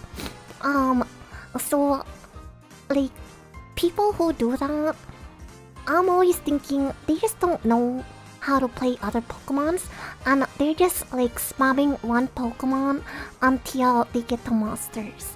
And then when they get the monsters and their Pokemon gets a bond picked, then they're screwed. You know what I mean? This is always a great thing to know. If you were learning the game, for example, let's say this is a very classic example. Let's say you're playing Zoroark. You think Zoroark is so cool. Gen 5's your favorite, Black and White's your favorite Pokemon. And you love Zora and Zoroark. You want to play Zoroark, you're spamming him, and you want to carry as him, and you're doing great. Something that can actually help you a lot is playing Comfey. Learning to play learning what Comfey does. And like you know that Comfey gives me buffs. I love a Comfey on my team as Zoroark because Comfey just makes me stronger and gives me healing. It's a great thing to do is to pick Comfey or at least read up on it. How does this Pokemon work? Like, how does this Pokemon give heals? Yeah. And after, like for example, in this case, if I'm playing Zoroark, if I learn how Comfey works, I'll know that there are intervals where Comfey wants to jump off to be able to give a better heal, and I also have to make sure that the Comfey gets back on before I double dash out of there, because if I'm not nearby, the Comfey can't help me, because the Comfey has a fairly limited range where it can use its move and reattach. So something to keep in mind. And then also it helps knowing what your supports can do to be able to know where your limit is. So for example, in that same example, if I'm playing Zoroark, if I see that my Comfey has ult, if I look at my top left of my screen and I see Comfey has a little yellow dot above its head, I know he has ult. I know I can go harder. I can keep going because Comfey is probably, hopefully, going to ult, drop tall grass where he can heal, and I as Zoroark will get a little bit an opportunity to be hidden for a little more, so I'm a little safer. So again, that's knowing what your supports do helps you out a lot as well. And the same thing other way around. If I'm maining defender, if I'm maining supports, I want to know what my carry actually needs and when they need it to be able to perform. So for example, if I'm playing Blissey and I have a Decidueye in my team, I've heard that Decidueye likes having Blissey because of auto attack speed. However, a Decidueye picked Spirit Shackle. Suddenly my helping hand is not so helpful because he's not really auto attacking. He's mostly spamming Spirit Shackle.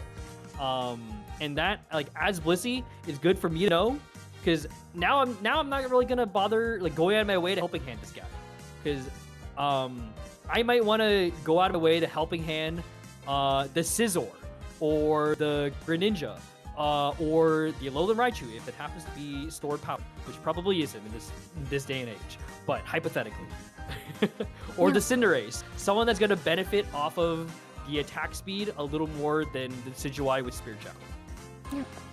Oh, hey Makara, thanks for pinging your Thankkk. Also, I'm gonna call out a lot of people out here, okay? If you're playing, going back to the Zoroark and Comfey duo, if you are playing Zoroark, and you'll get mad at your Comfey for not healing you fast enough, that's when I know you have no idea how Comfey works.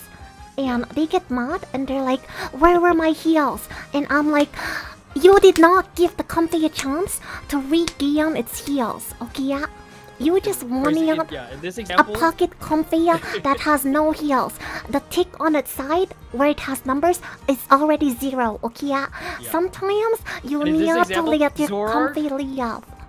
You playing as a Zoroark have to know Comfey gets its stacks from staying in grass. So you can't or you shouldn't just be fighting on pad 24/7. You need to back off, let Comfey go into grass, get his stacks back, and then you could go back and fight on pad, and while the Comfey has its little stacks, be able to heal you more. Yeah. Do you want heals on 1 second cooldown? Exactly! They don't understand that there is a cooldown on my heals, okay? So shut the fuck up, stop pinging me things, okay? This is the classic problem. This will happen with any game.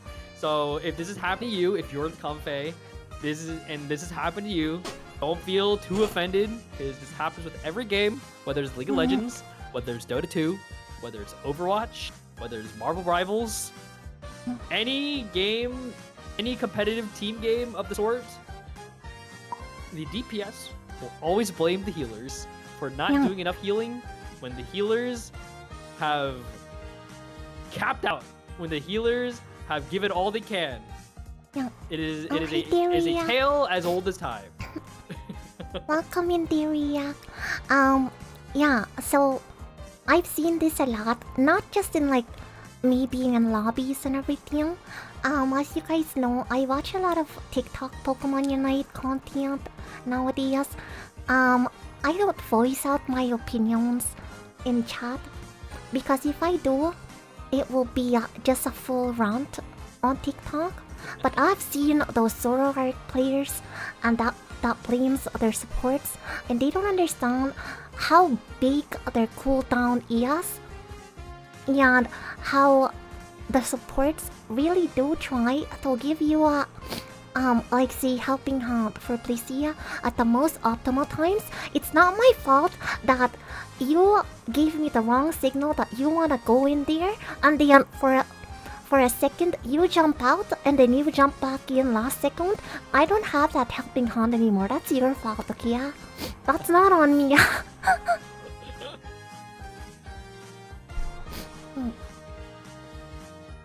Me playing in practice mode and turn on 0 cooldowns and playing a real game where my unlimited itch. I know. But yeah, I think that's pretty much it for today. I think this is by far the longest lecture period that we've had. I think most of the episodes that we've had so far, you finish up within about an hour. Yeah. Right? Yeah, we went a whole 2 hours today. This one had 2 of the big ass lectures for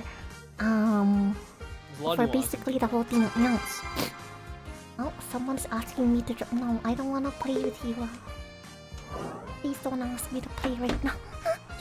But yeah, I think these are the 2 of the most important things to note for playing Unite. The basics that we went over like at the beginning of Pokemon Unite Academy, like the timings and like optimal route for jungling, those are also very important. But as solo queue players, you do want to focus on like your builds and like basically trying to gauge your team's team composition when it's blind picks, and eventually we will go over team composition for draft picks also. Yeah, that'll be a whole thing, because drafting is a skill in of itself, and that requires a lot of game knowledge. So I know that there are a lot of people here that are newer, or they're just a lot more casual. So a lot of that information will go over your heads. But it's still good to sort of like be semi-aware of why people make decisions they do, or why a particular ban or a particular pick that's like a third pick or a fourth pick is like bad. Like for a great example might be that if they have, say, an Umbreon and they have a, I don't know, you have like an Umbreon and they have a Snorlax on their team, you picking Gengar is probably bad. You're probably gonna underperform if you pick Gengar into, say, an Umbreon. That's the like an Umbreon, or like say Clefable. If you're if you're playing Zoroark into a Clefable, if they have Clefable and you pick Zoroark, you're griefing your game because you are gonna underperform very much if that Clefable knows what they're doing and they pick Gravity. Because now suddenly you can't do anything because every time that you hit a movement skill, you're stunned for a second because of Gravity.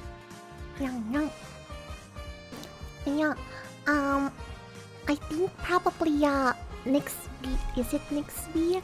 We will have an updated Thea map. I'm not gonna do the updated map right away. Because I think our next Pokemon Unite would be on a Monday again. And the map releases on Thursday, so I don't think it will be enough time to do I think you'll end up getting the map update during stream. Yeah. And we might have another moment where the stream goes down, and we'll have to like wait like an hour and come back to a brand new updated game. Yeah. But yeah, it probably won't be until the second week of September that we'll go over the new map changes. There are a few changes from the map. If you guys haven't seen Jake's video, Spraggle's video on it, definitely check it out. He just kind of summarizes the changes for the map. There are quite a so few you have an differences idea. There's quite a few differences other than just the fact that it's Groudon now instead of Rayquaza. So it will change the game quite a bit, even though it is still technically the same map. There are a lot of changes happening, and in my opinion, the biggest or the most influential changes is going to be grass placement. Yeah. Grass placement does benefit a lot of Pokemon. Like we talked about, comfy benefits from grass, yes. Other Pokemon that benefit from it are like Gudra. Gudra has passive healing in the tall grass, yes. So that helps out a lot. But yeah, it will be the same but a little bit different.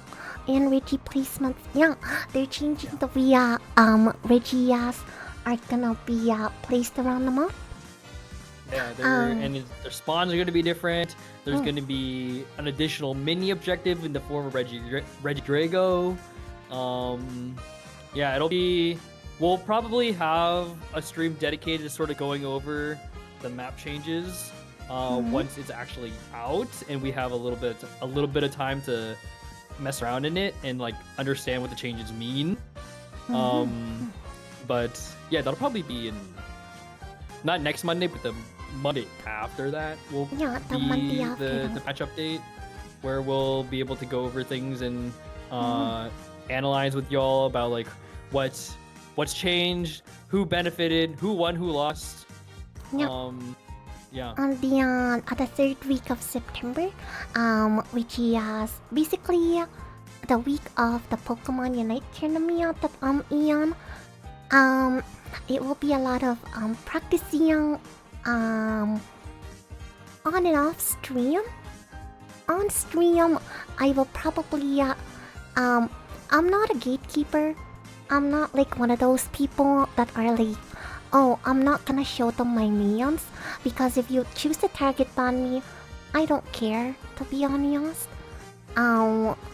I know how to play at least a handful of Pokemons, and I do trust my team that I picked to be able to make up for my losses basically.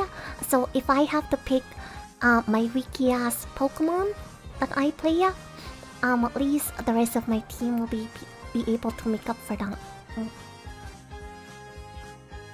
Yeah, but speaking of the tournament that's happening on September 20th, I did talk to Alian, the guy that's out coordinating the whole tournament.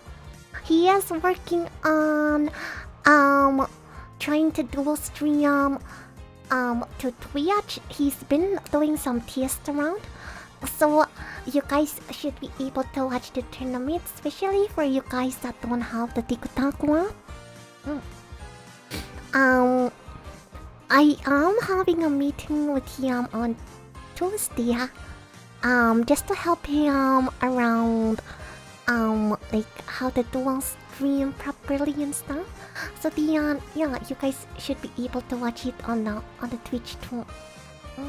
But yeah, if you're not already in the Discord, go join the Discord. That's where you'll get the most consistent updates on what's happening with the tournament and where to watch. But it will also be on Twitter and things like that as well.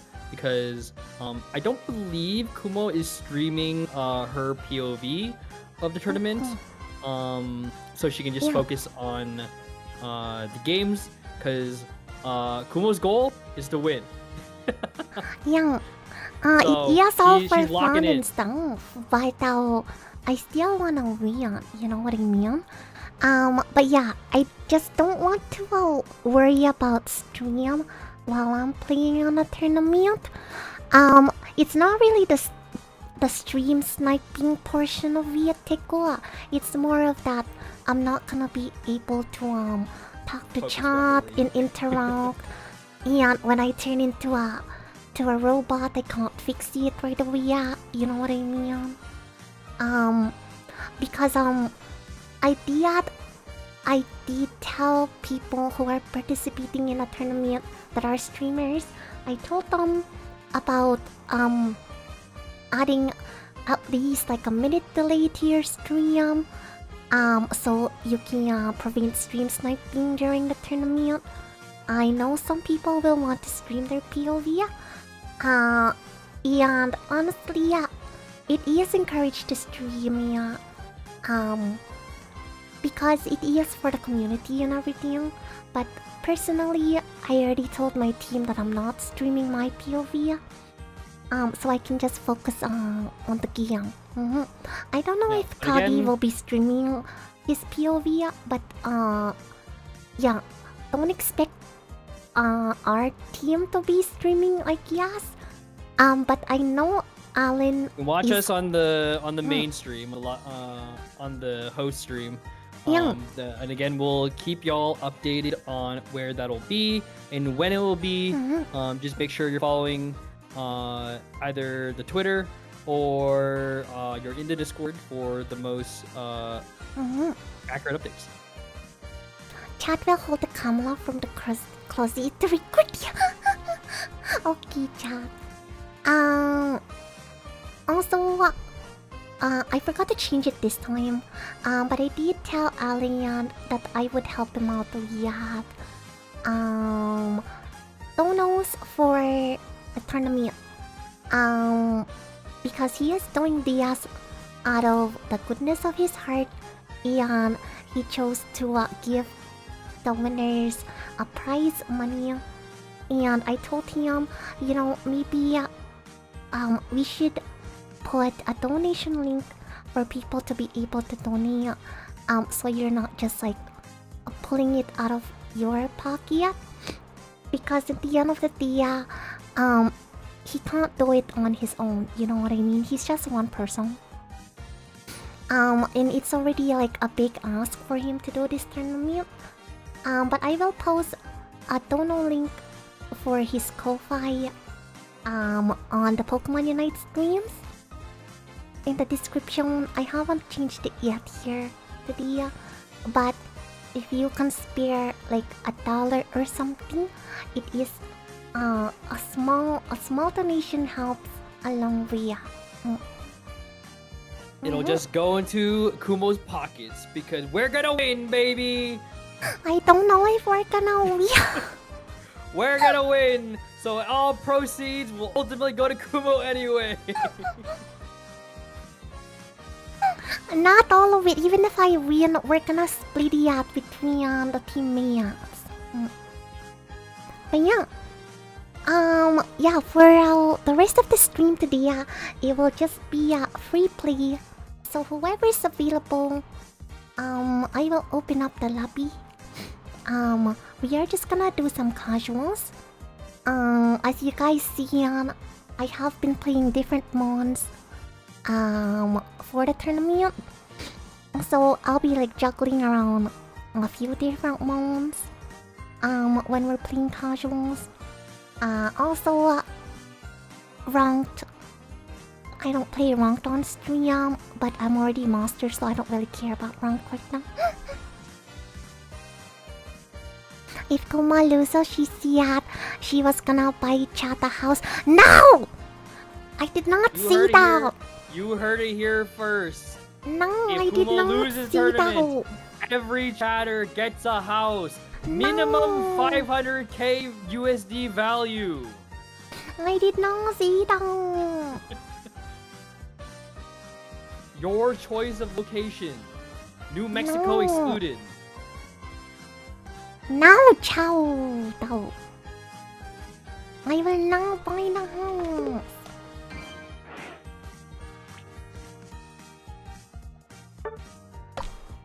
Yeah. I want one on the moon. Okay, good luck, Rakuna. Rakuna, I will send you to the moon like how big challenges in Hello Kitty Island Adventure ended up on the moon on the roller coaster. And then you will be like, what's up here? Nothing. I hope you're hungry. We're nothing. Also a reminder that Palmot is also releasing on the 4th, and it's very cute.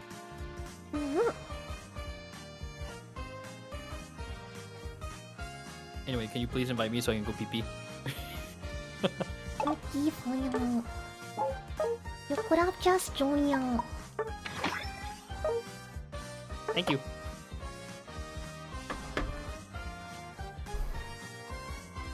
Okay, I'll leave this up for a minute.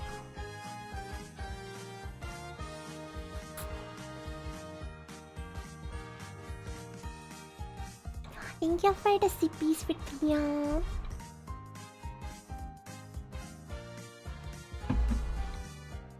Can't wait for Palmot to be banned in all my draft games. You know it's either gonna be broken or stupid like all creamy. Oh, lizard. Thank you for the lizard. Wait, Kenny, hold on. Are you a sub? Hold on. Let me take a look. Cause if you're a sub, you can just redeem that for free. I keep meaning to tell you. Young. The OERE and the lizard. If you go to sound alerts panel, the sound alerts panel, it's 0 bits for the subs.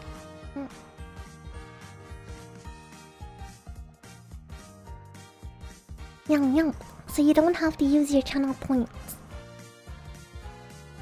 Okay, I am back. Welcome back.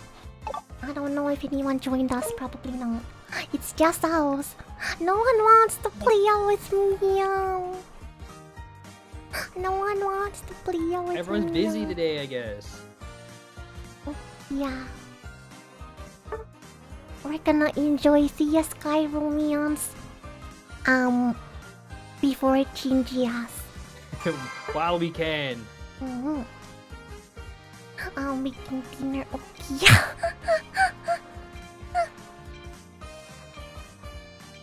Someone wake up Shannon. Yeah, where is Shannon? I haven't seen Shannon in a while.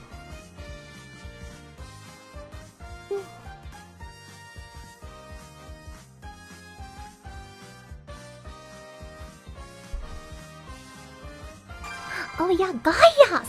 Remember how I was telling you guys about my good cousin and the bad cousin? I met up with her the other day, and I asked her, if she thought about, if she thought about being a VTuber, yeah. And then she was like, I just don't know where to start. So now I'm telling her, I'm coaching her how to become a VTuber. So maybe you guys will get to meet the good cousin. I'll join after this game. Okay.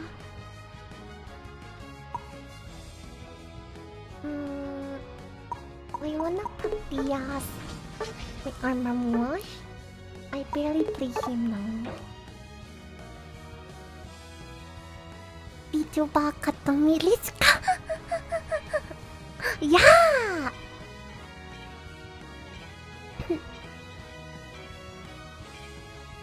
Mia, when I'm not streaming, oh no! Is it fixed now? Nope. Well, these are real people, by the way, just so you know. Oh. What about now? Is it fixed now? Yep, you're good. Yeah, what I was seeing is that when I'm not on stream, I'm watching a lot of my mutual streamers, and I am actually like tech support for the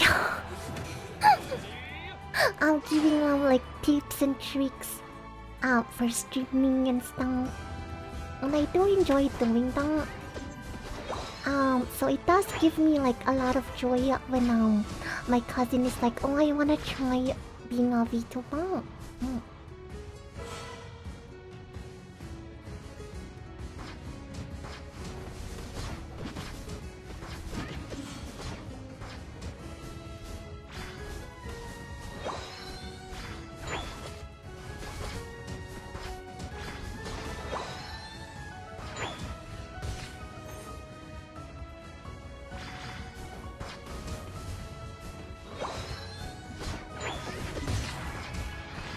No!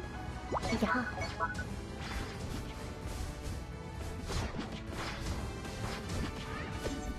I got it. I did not get up here. I got it. He's gotta be quick at that.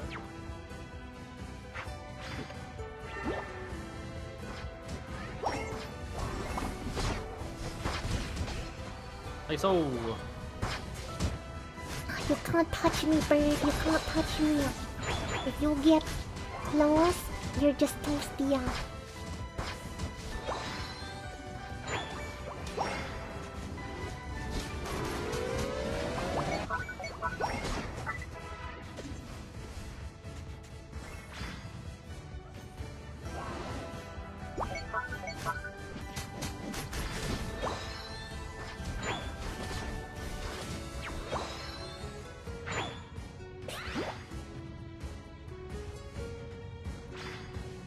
Can't wait to become a VTuber to trash talk my cousin on stream. Okay, we already do that off stream, Kia. We were talking about some tea.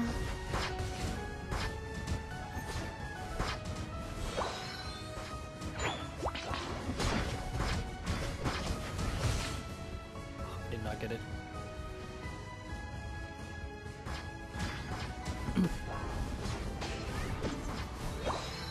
Oh, hold on, come up here. I don't know if Scyther did it. Your what? Here.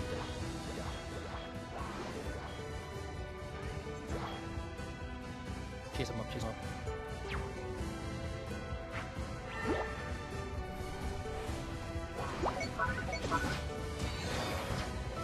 Okay, back up.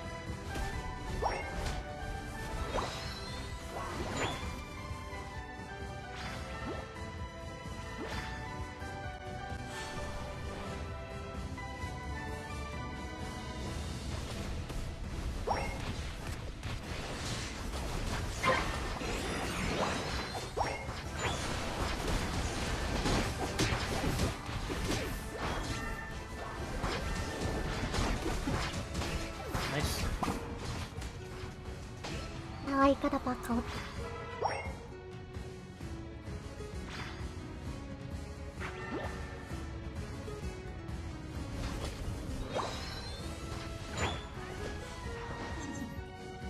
We gotta try to do this. You're probably doing bot side.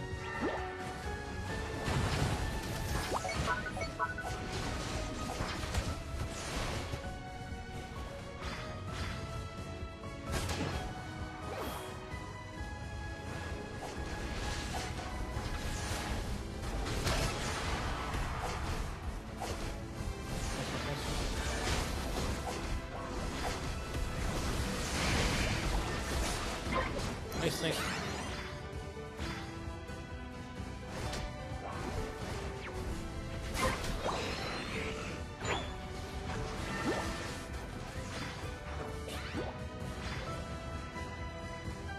Let's go farm. Yeah. I would like a buddy, please. There's free birds here. Free birds, free chicken. Okay, never mind. I guess we're not getting free chicken.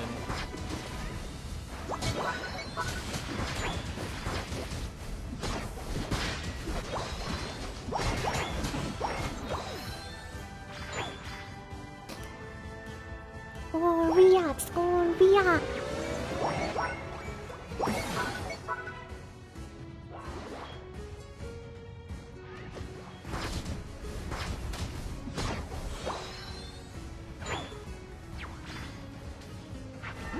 Oopsie.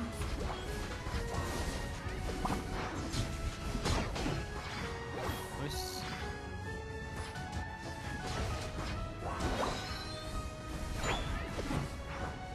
Nice. Farm, farm, farm, farm, farm, farm, farm, farm, farm, farm. Farm, farm, farm, farm, farm, farm, farm. Oh, he ran away from me. He's scared. He's scared.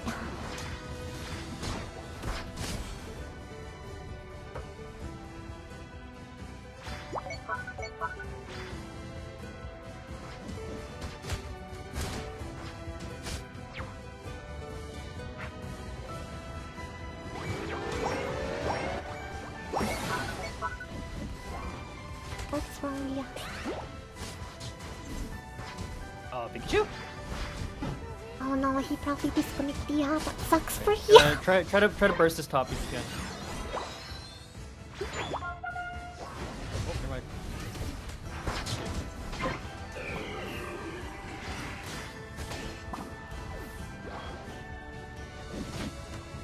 Yeah.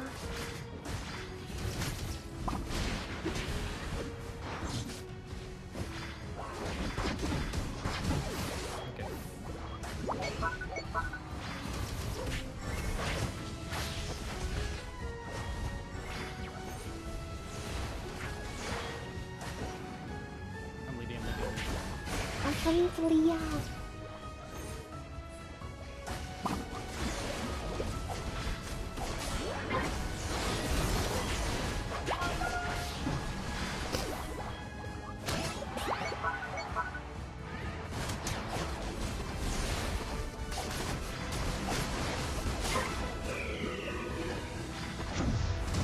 Maya. Farm. I guess you don't have to. You don't have to farm. I am beefy. Let's get the birds. Good luck on your game, so hi. It's okay. We were just doing our lesson. Now we are doing just free play. Your buffs. We're almost 2 minutes.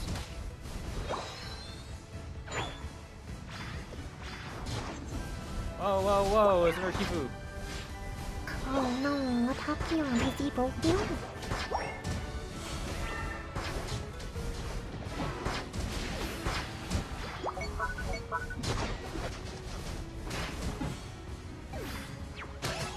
I think he's broken.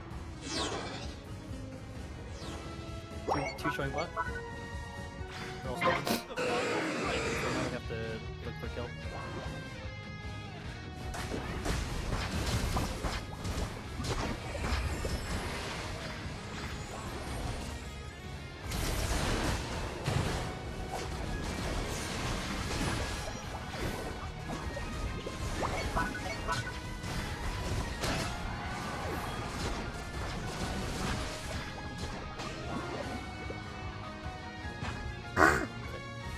dry. Oh my god. It almost killed me.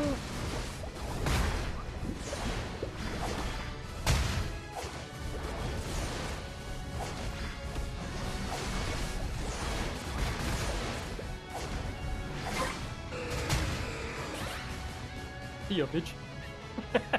I'm out. Oh, just kidding. Dead. What do you mean on your deal? Oh I my took too much god. damage from this guy. My god, square! It's okay, we're here. It's okay. Just defend. Side there? Say what the here? Okay, we're good. Scared me for a second, buddy. Yeah, so. Oh, they're spawning down there.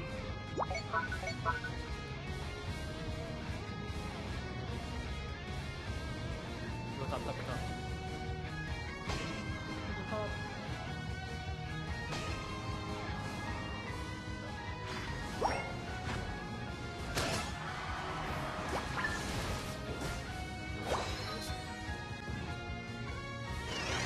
I'm going down. 5, 4, 3, 2, 1. Time's up. Oh, Hila, hold on. I'm trying to read your name. Konnichiwa. You win. I can't read the name. Oh, what's wrong? I need help. Is that... Hold on.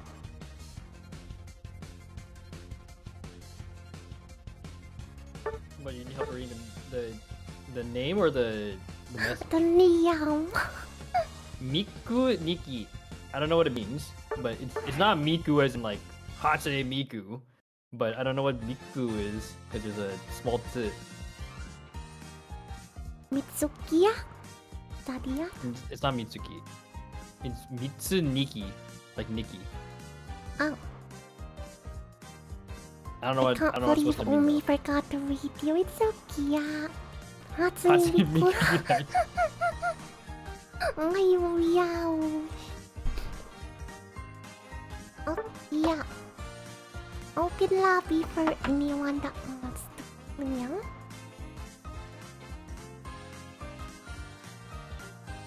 Oh my god, it's hot in my room. Mikunikia.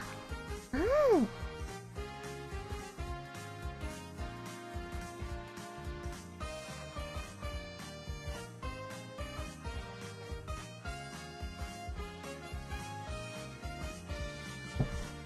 Pow, pow, pow, pow. Only hits Kumo, that's why he don't react. Yeah! Why you hit me, huh? Why you don't react? I'm just kidding. Sorry, can't English, but you have a cute voice. Thank you. Matsuo, can you tell them? Can you tell them?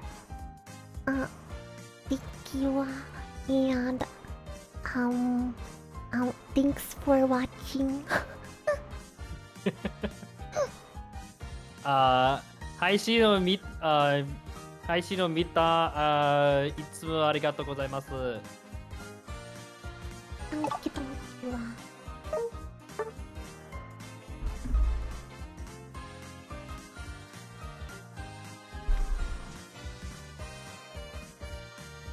Brian requires. Who's this guy? Makara.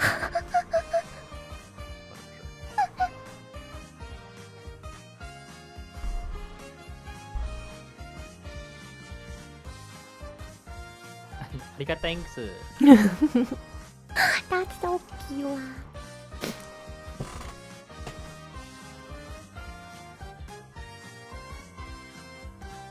Pow, pow, pow, pow. Mow, mow, mow, mow, mow, mow.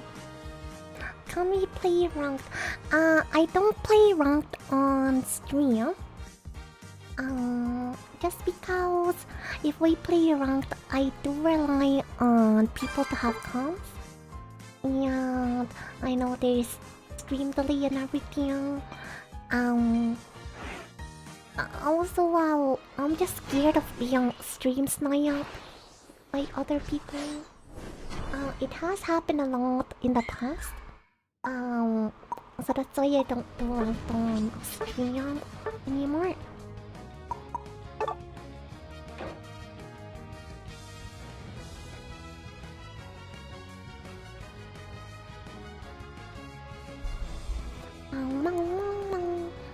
Chat just has to know what you're gonna see ahead of time. Yeah! Why don't you guys read my mind? Would I join next match? We can definitely feature you. Matsuo, translate for me now. Tell them they can join the next one. Sukiumatsu, iyo. I don't know what join would be in this case. Sugi no matsu da. You asked me, I stream sniped you 5 months ago, Kimakura.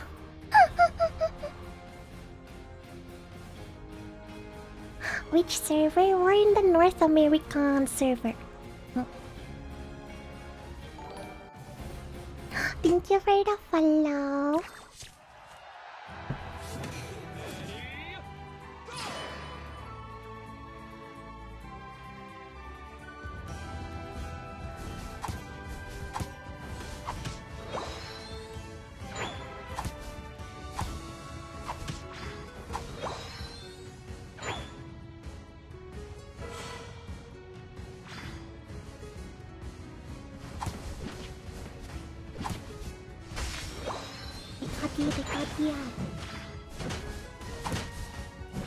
No! My people die.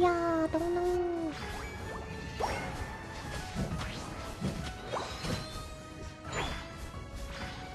Yeah, they're so aggressive.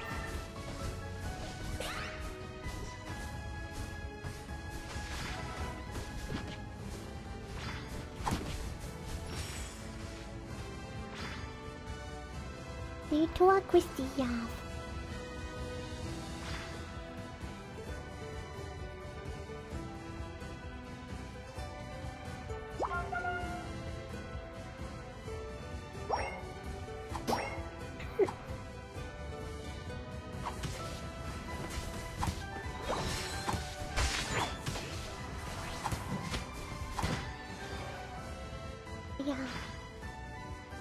He's already right, you.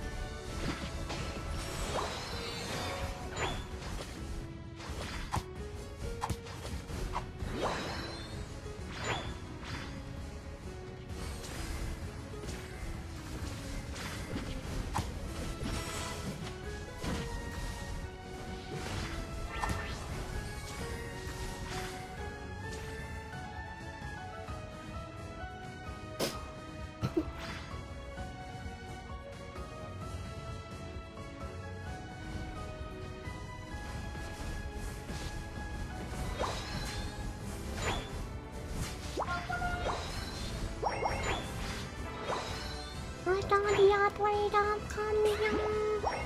Oh, come here.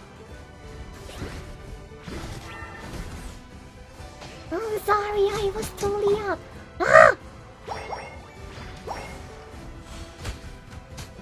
Don't worry, I'm gonna survive that safely.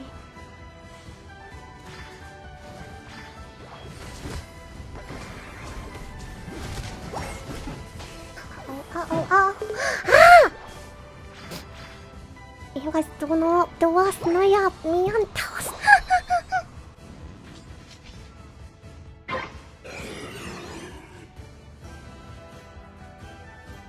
Thankkk people ang kami.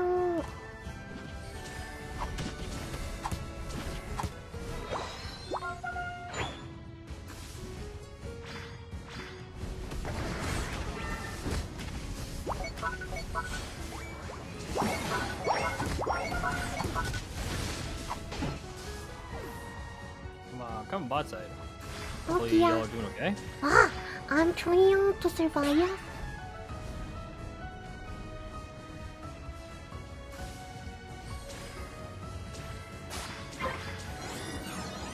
Ah, this sucks. This sucks. Should we just do it?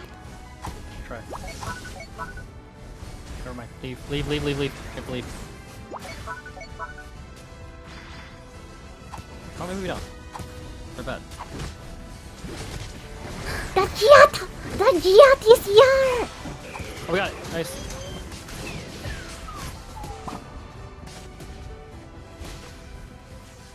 Oh, no. Leave, leave, leave! I'm leaving. You leave. You leave. Get out. Get out. My life for ire.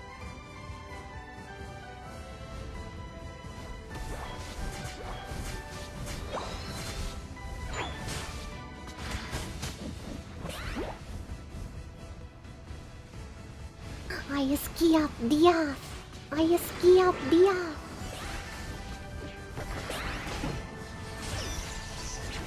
Uh-oh.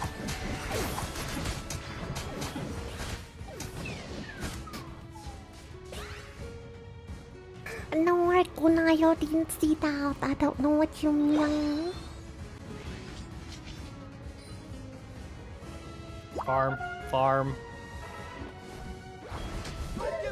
Go get your lane farm. Yeah. Yeah.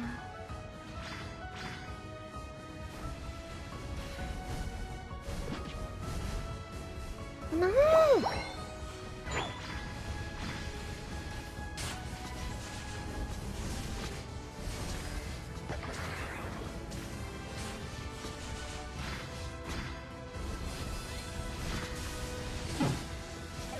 Ayaw!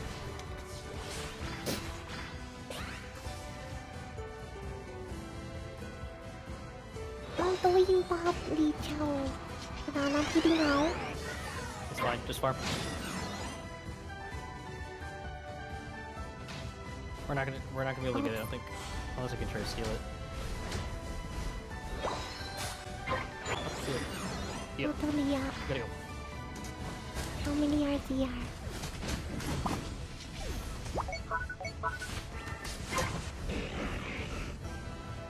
Don't touch me! I have fire shield.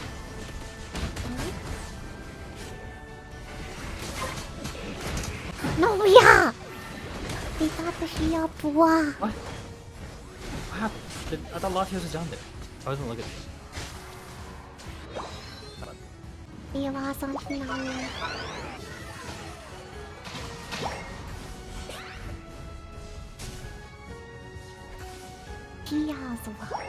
I can't chase this. You can't either. Yeah. Farm. Yeah. I'll try to gear out this one. Go farm your jungle. You're playing real risky trying to farm their jungle. The vegetable. No one's here. Everyone's dying.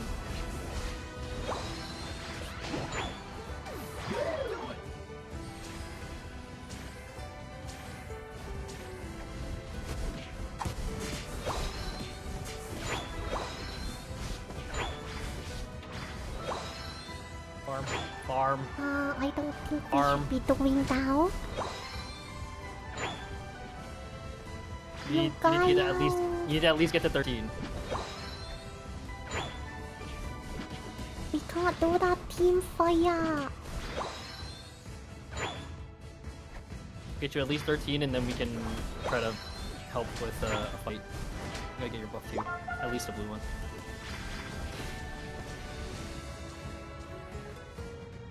They're gonna look for top. They're gonna look for a top Reggie. I'm gonna try to stall them. Oh, yeah. Just kidding, they're not here. We're good. We're good. There's a Raichu here. Two here. Three showing top.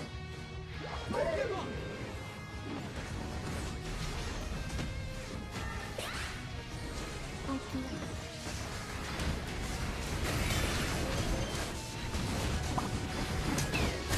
Ah! Oh. Oh. If I will.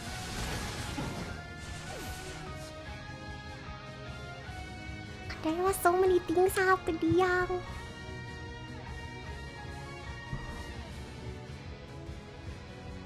Latios trying to snipe it. It's Let's not try gonna be easy. Gaius. I think he might be. Nice, we got it. Good job. Go score. Get whatever you can and score.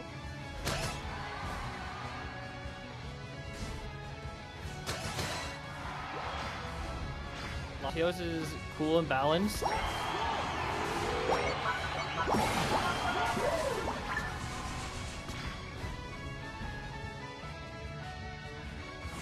Yeah. Ah! Ah! I thought he gave up on me. I'm sorry, I died. Oh, no.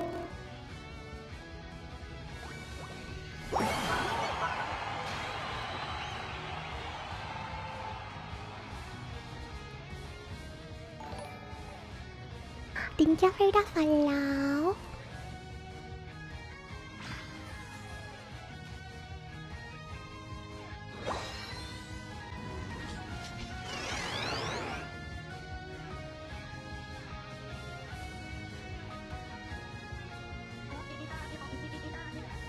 Tính chắc phải đặt OEI với tiếng. I didn't get it. I'm so sad. 4, 3, 2, 1. I almost got the score. We lose by 100. I'll be really sad. Oh, sorry, I think that was my fault too. I needed literally like a quarter of a second, like not even a quarter. Ay, siya nang... Ayaw. Oh, good try. Ah, I could have won that. If I was a little more careful, I could have won that for us. I should have just gone for the mid instead of trying to go for the side pad. Is that legend channel ni chat? Yes. I can't type out. At may good chance niya. Oh, there she is. Wow, so pretty.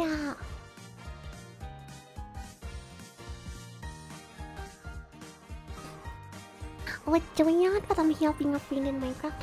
That's okay. If we run it like this. Can I play enemy pills? Yes, you can. All I can read is Hiroshima. Nice to meet you. I don't know the kanji much, so I can't read the kanji. The name or what? The kanji in the message. What? In the message. Oh, the message. Oh, the message.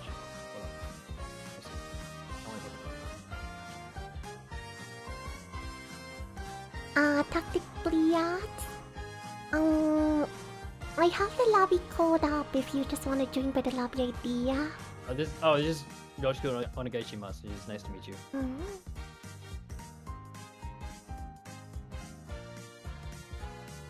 They just joined and their jeep is already over 9,000.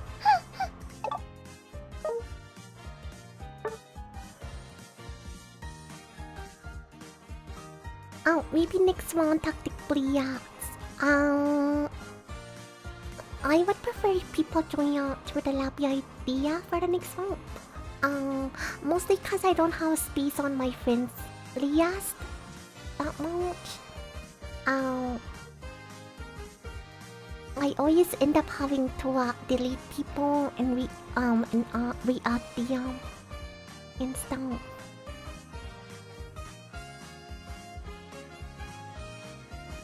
I didn't even know until recently that you can max out your friends list on this game until it got to the point where they were like, you cannot add any more friends.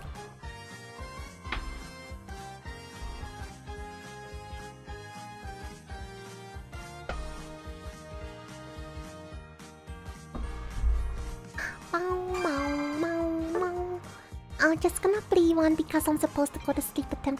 That's okay, Kaktung.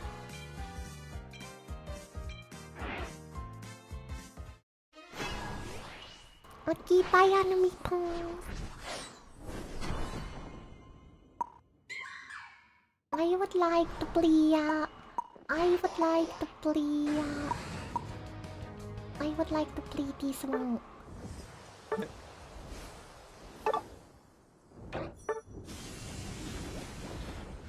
Let's play Elder guys. Oh, We that's have a foul. never mind.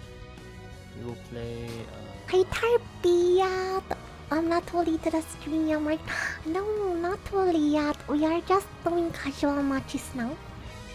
We did finish our lesson for today already.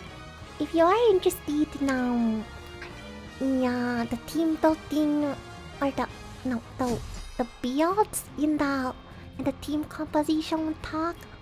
You can watch the VOD on YouTube if you want. Matsuo went over the team composition more in depthly if you are interested to know.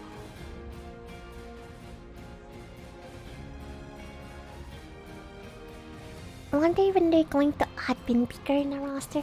Never. No bin pickers allowed here.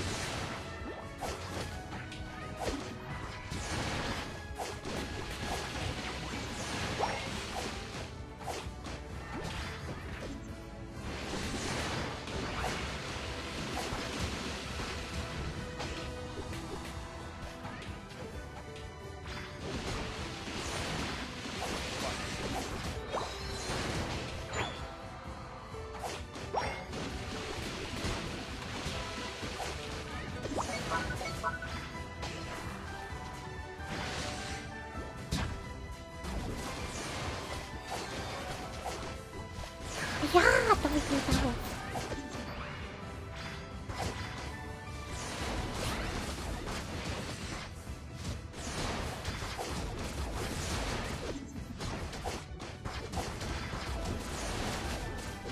Hello, everyone's out here.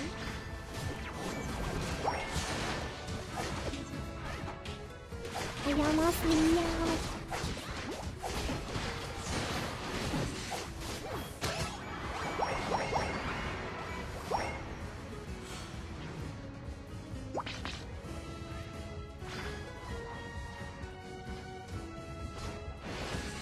Oops, I missed the lamang.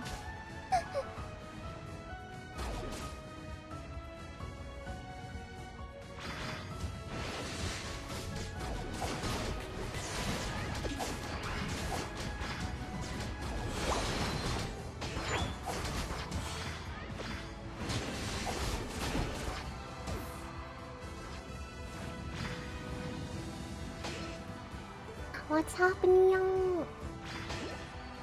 Good question. Hey guys, okay. I think they're doing fine. Doing great.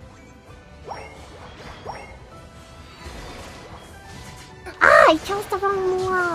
I'm sorry. What'd you do? What'd you pick? I chose the battle beam. It's still okay. It's just slightly less consistent than Ice Bath. Ice Beam. But still good. Unfortunately, I'm usually a solo player, so team comp usually is my concern. It's still a good appreciate if you're like if you're doing solo queues and ranked and stuff, so you have like a just general understanding of what your teams should pick based on like your attackers and stuff and your jumper.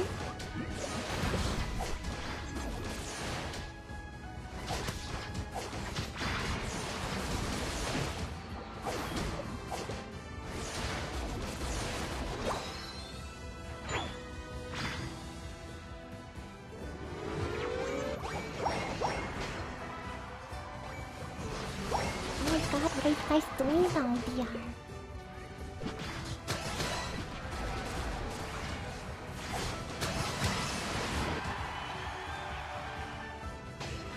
Oh, he got away. He got away.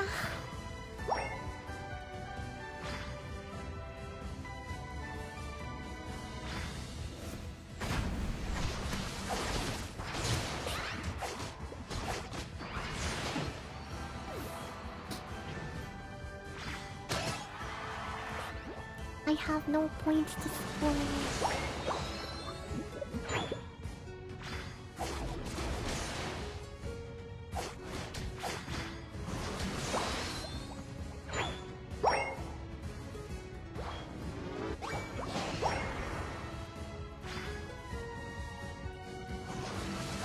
Oh my god. Guys, I know how to aim my right stick, I swear.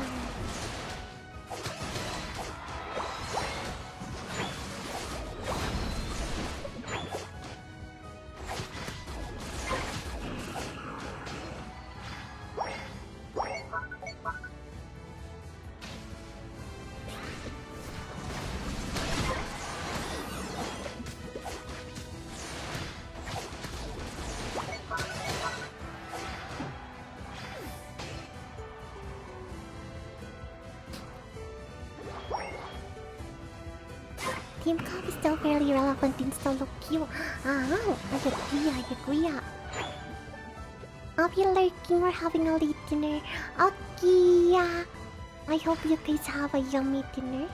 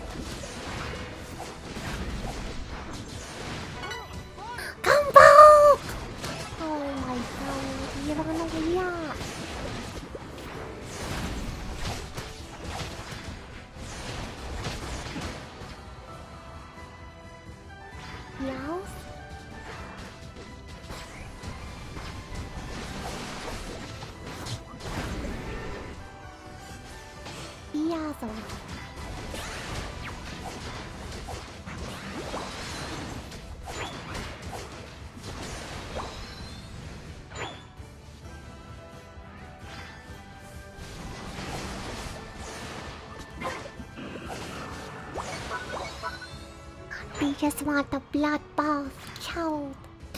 Everyone just wants the blood bath. Pick this one.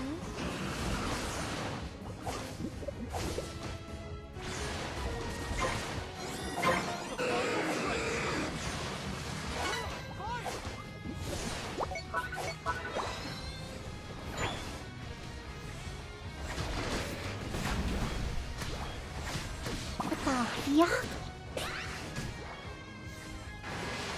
Hold on. Let me know.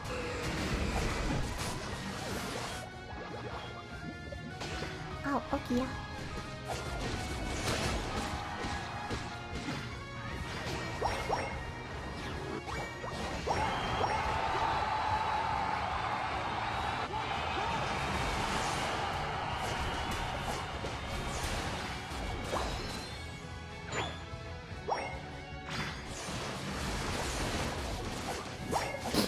Blood bath with the bubbles. Yeah.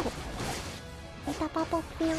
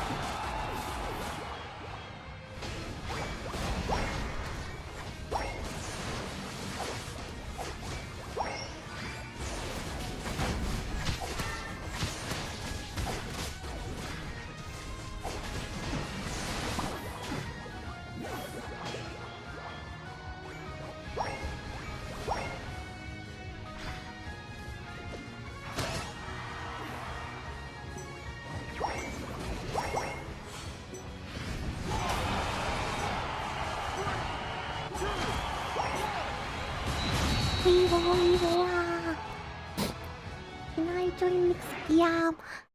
Yeah! If there's someone that wants to do that, I think...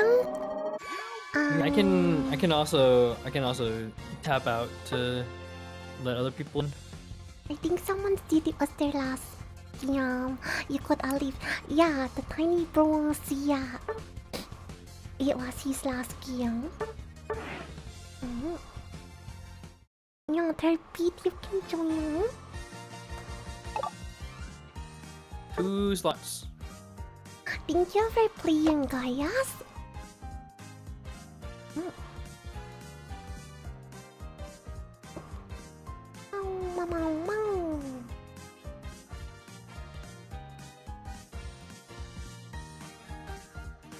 Arigatou gozaimashita. No, thank you.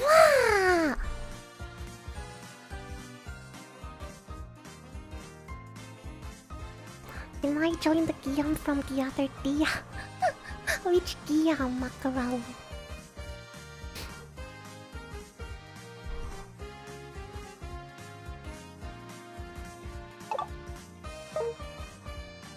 Okay. This will be my last game. Before I log off for tonight. Also tomorrow, guys. There is swamped with the schoolwork, so we're just gonna do an impromptu collab tomorrow. Lapras was good. Thank you. Arigatou, Miku-san.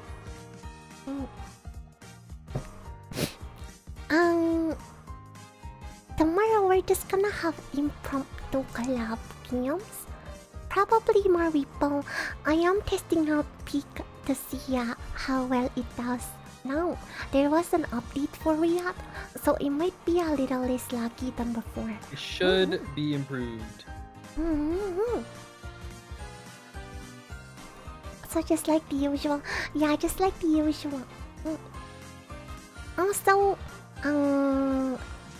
yeah, we'll see. We'll see which game we end up playing.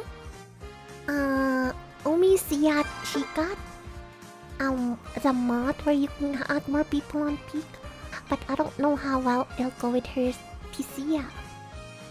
Thank you for being your taxis. I've been playing him recently. He's fun. Lapras, I love Lapras. But the CGI is also really nice. The one where you play the CGI. I don't play the CGI. I don't know what you mean.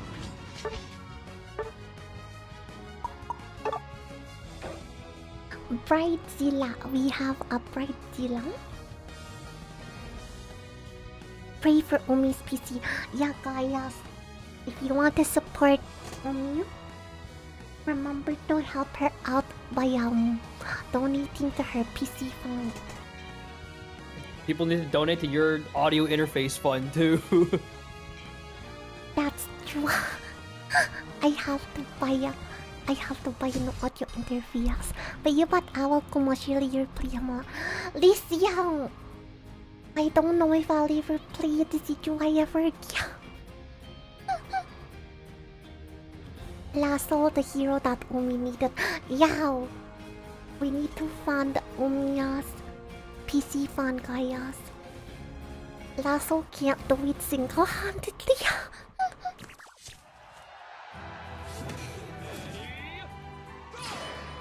It go.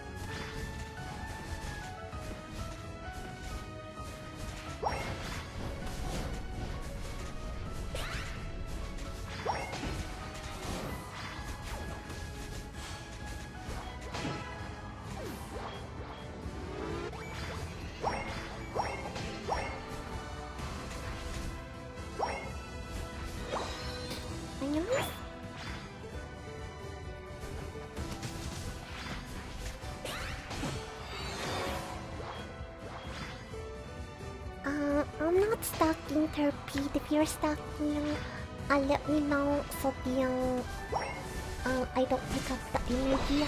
Yeah!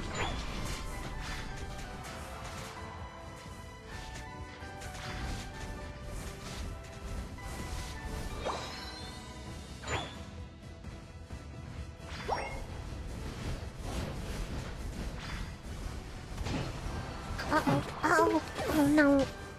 I got caught in now.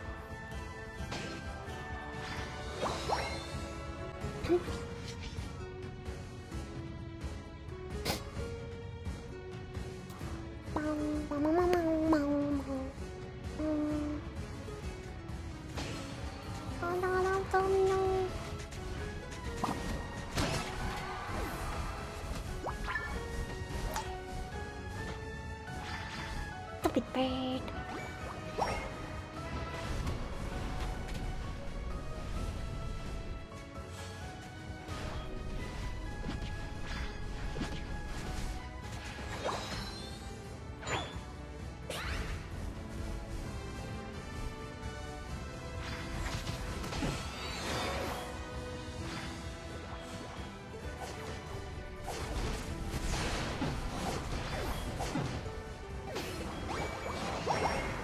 Baby doesn't have score stacking. Okay, yeah.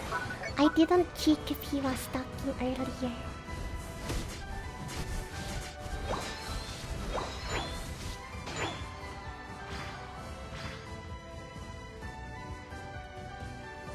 Oh.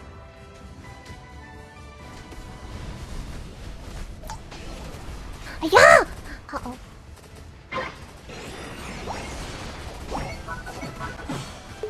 That bird, oh my god.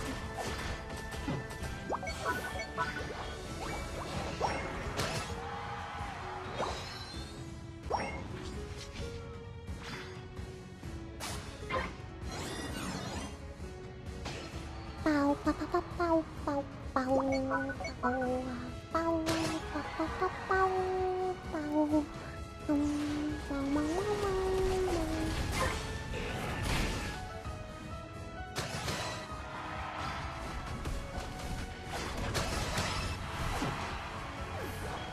Stupid bird.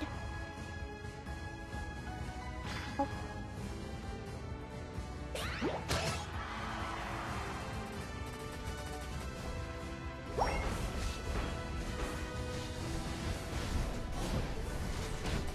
Give me a second.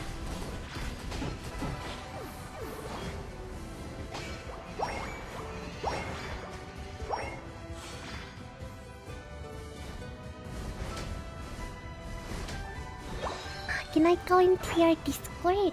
Yes! We have a Discord. Wait a minute. I don't know how to see that in Japanese.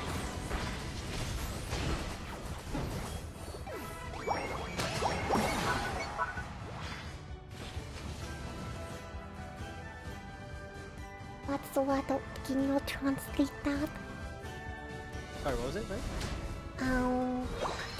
I think they're asking if they can join the Discord. Can you tell them the Discord is in the description? Okay, hold on. I have to check what description is.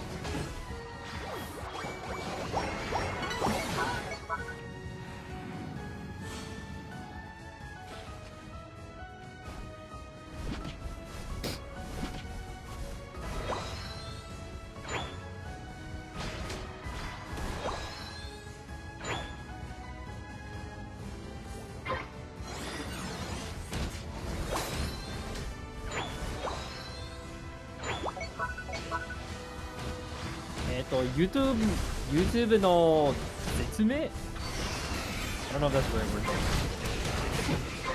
リンクがあります。下に。Solar Tile is Diaz Unite Academia, a streamer teaches Unite. Yeah, if you go to the YouTube app, the first half of this stream was us just talking about different, well, how you want to make your builds and how to do team compositions. Whether you're solo queuing or you're queuing as like a team or anything like that. I couldn't talk since you locked me from talking for 10 minutes. It's okay. Yeah, that's just for to avoid bots and everything. But yeah. The YouTuber also has all of her VODs where we talk about different topics, whether you're a new player or an older player. I'm sure there's some amount of info that will be nice and useful. Otherwise, feel free to stick around, join streams today, obviously, as well as in the future, and just for games as well as future learning streams. Because after today, we're done with the fundamentals. So starting soon will be rather than basic concepts, it'll be character-specific learning. Yeah. Very soon. Yeah. I'm doing Pokemon Unite streams every Monday and Thursdays now. So on Monday, we're gonna play around with different builds for specific months. You guys have already seen me play around with Mimikyu for a bit now, but we'll go into more in-depth builds for Mimikyu, different move sets and which ones should work better for Mimikyu.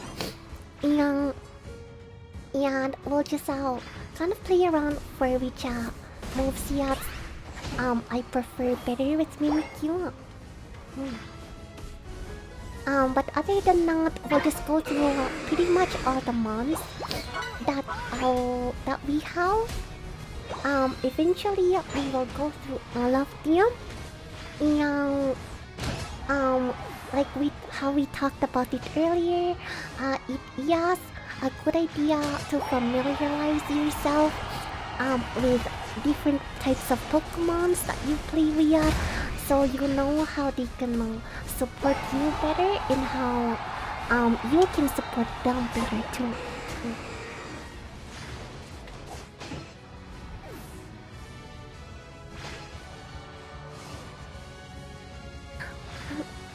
When is Mew animation console takes?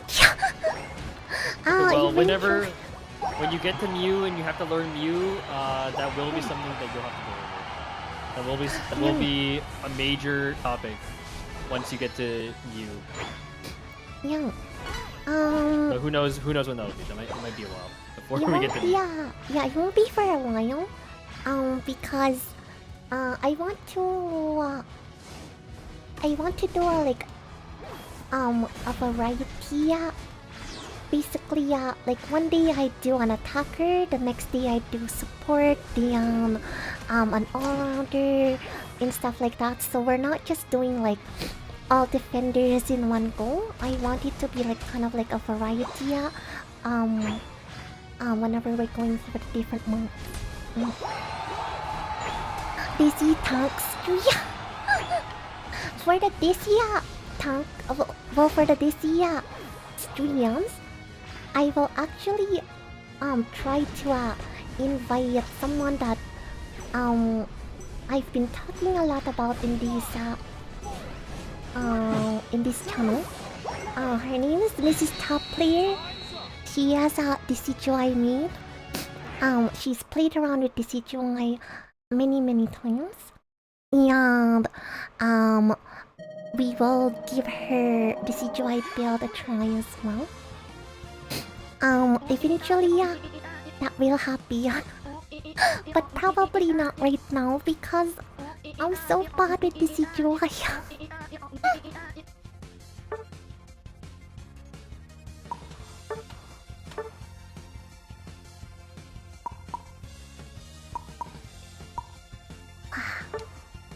Yeah.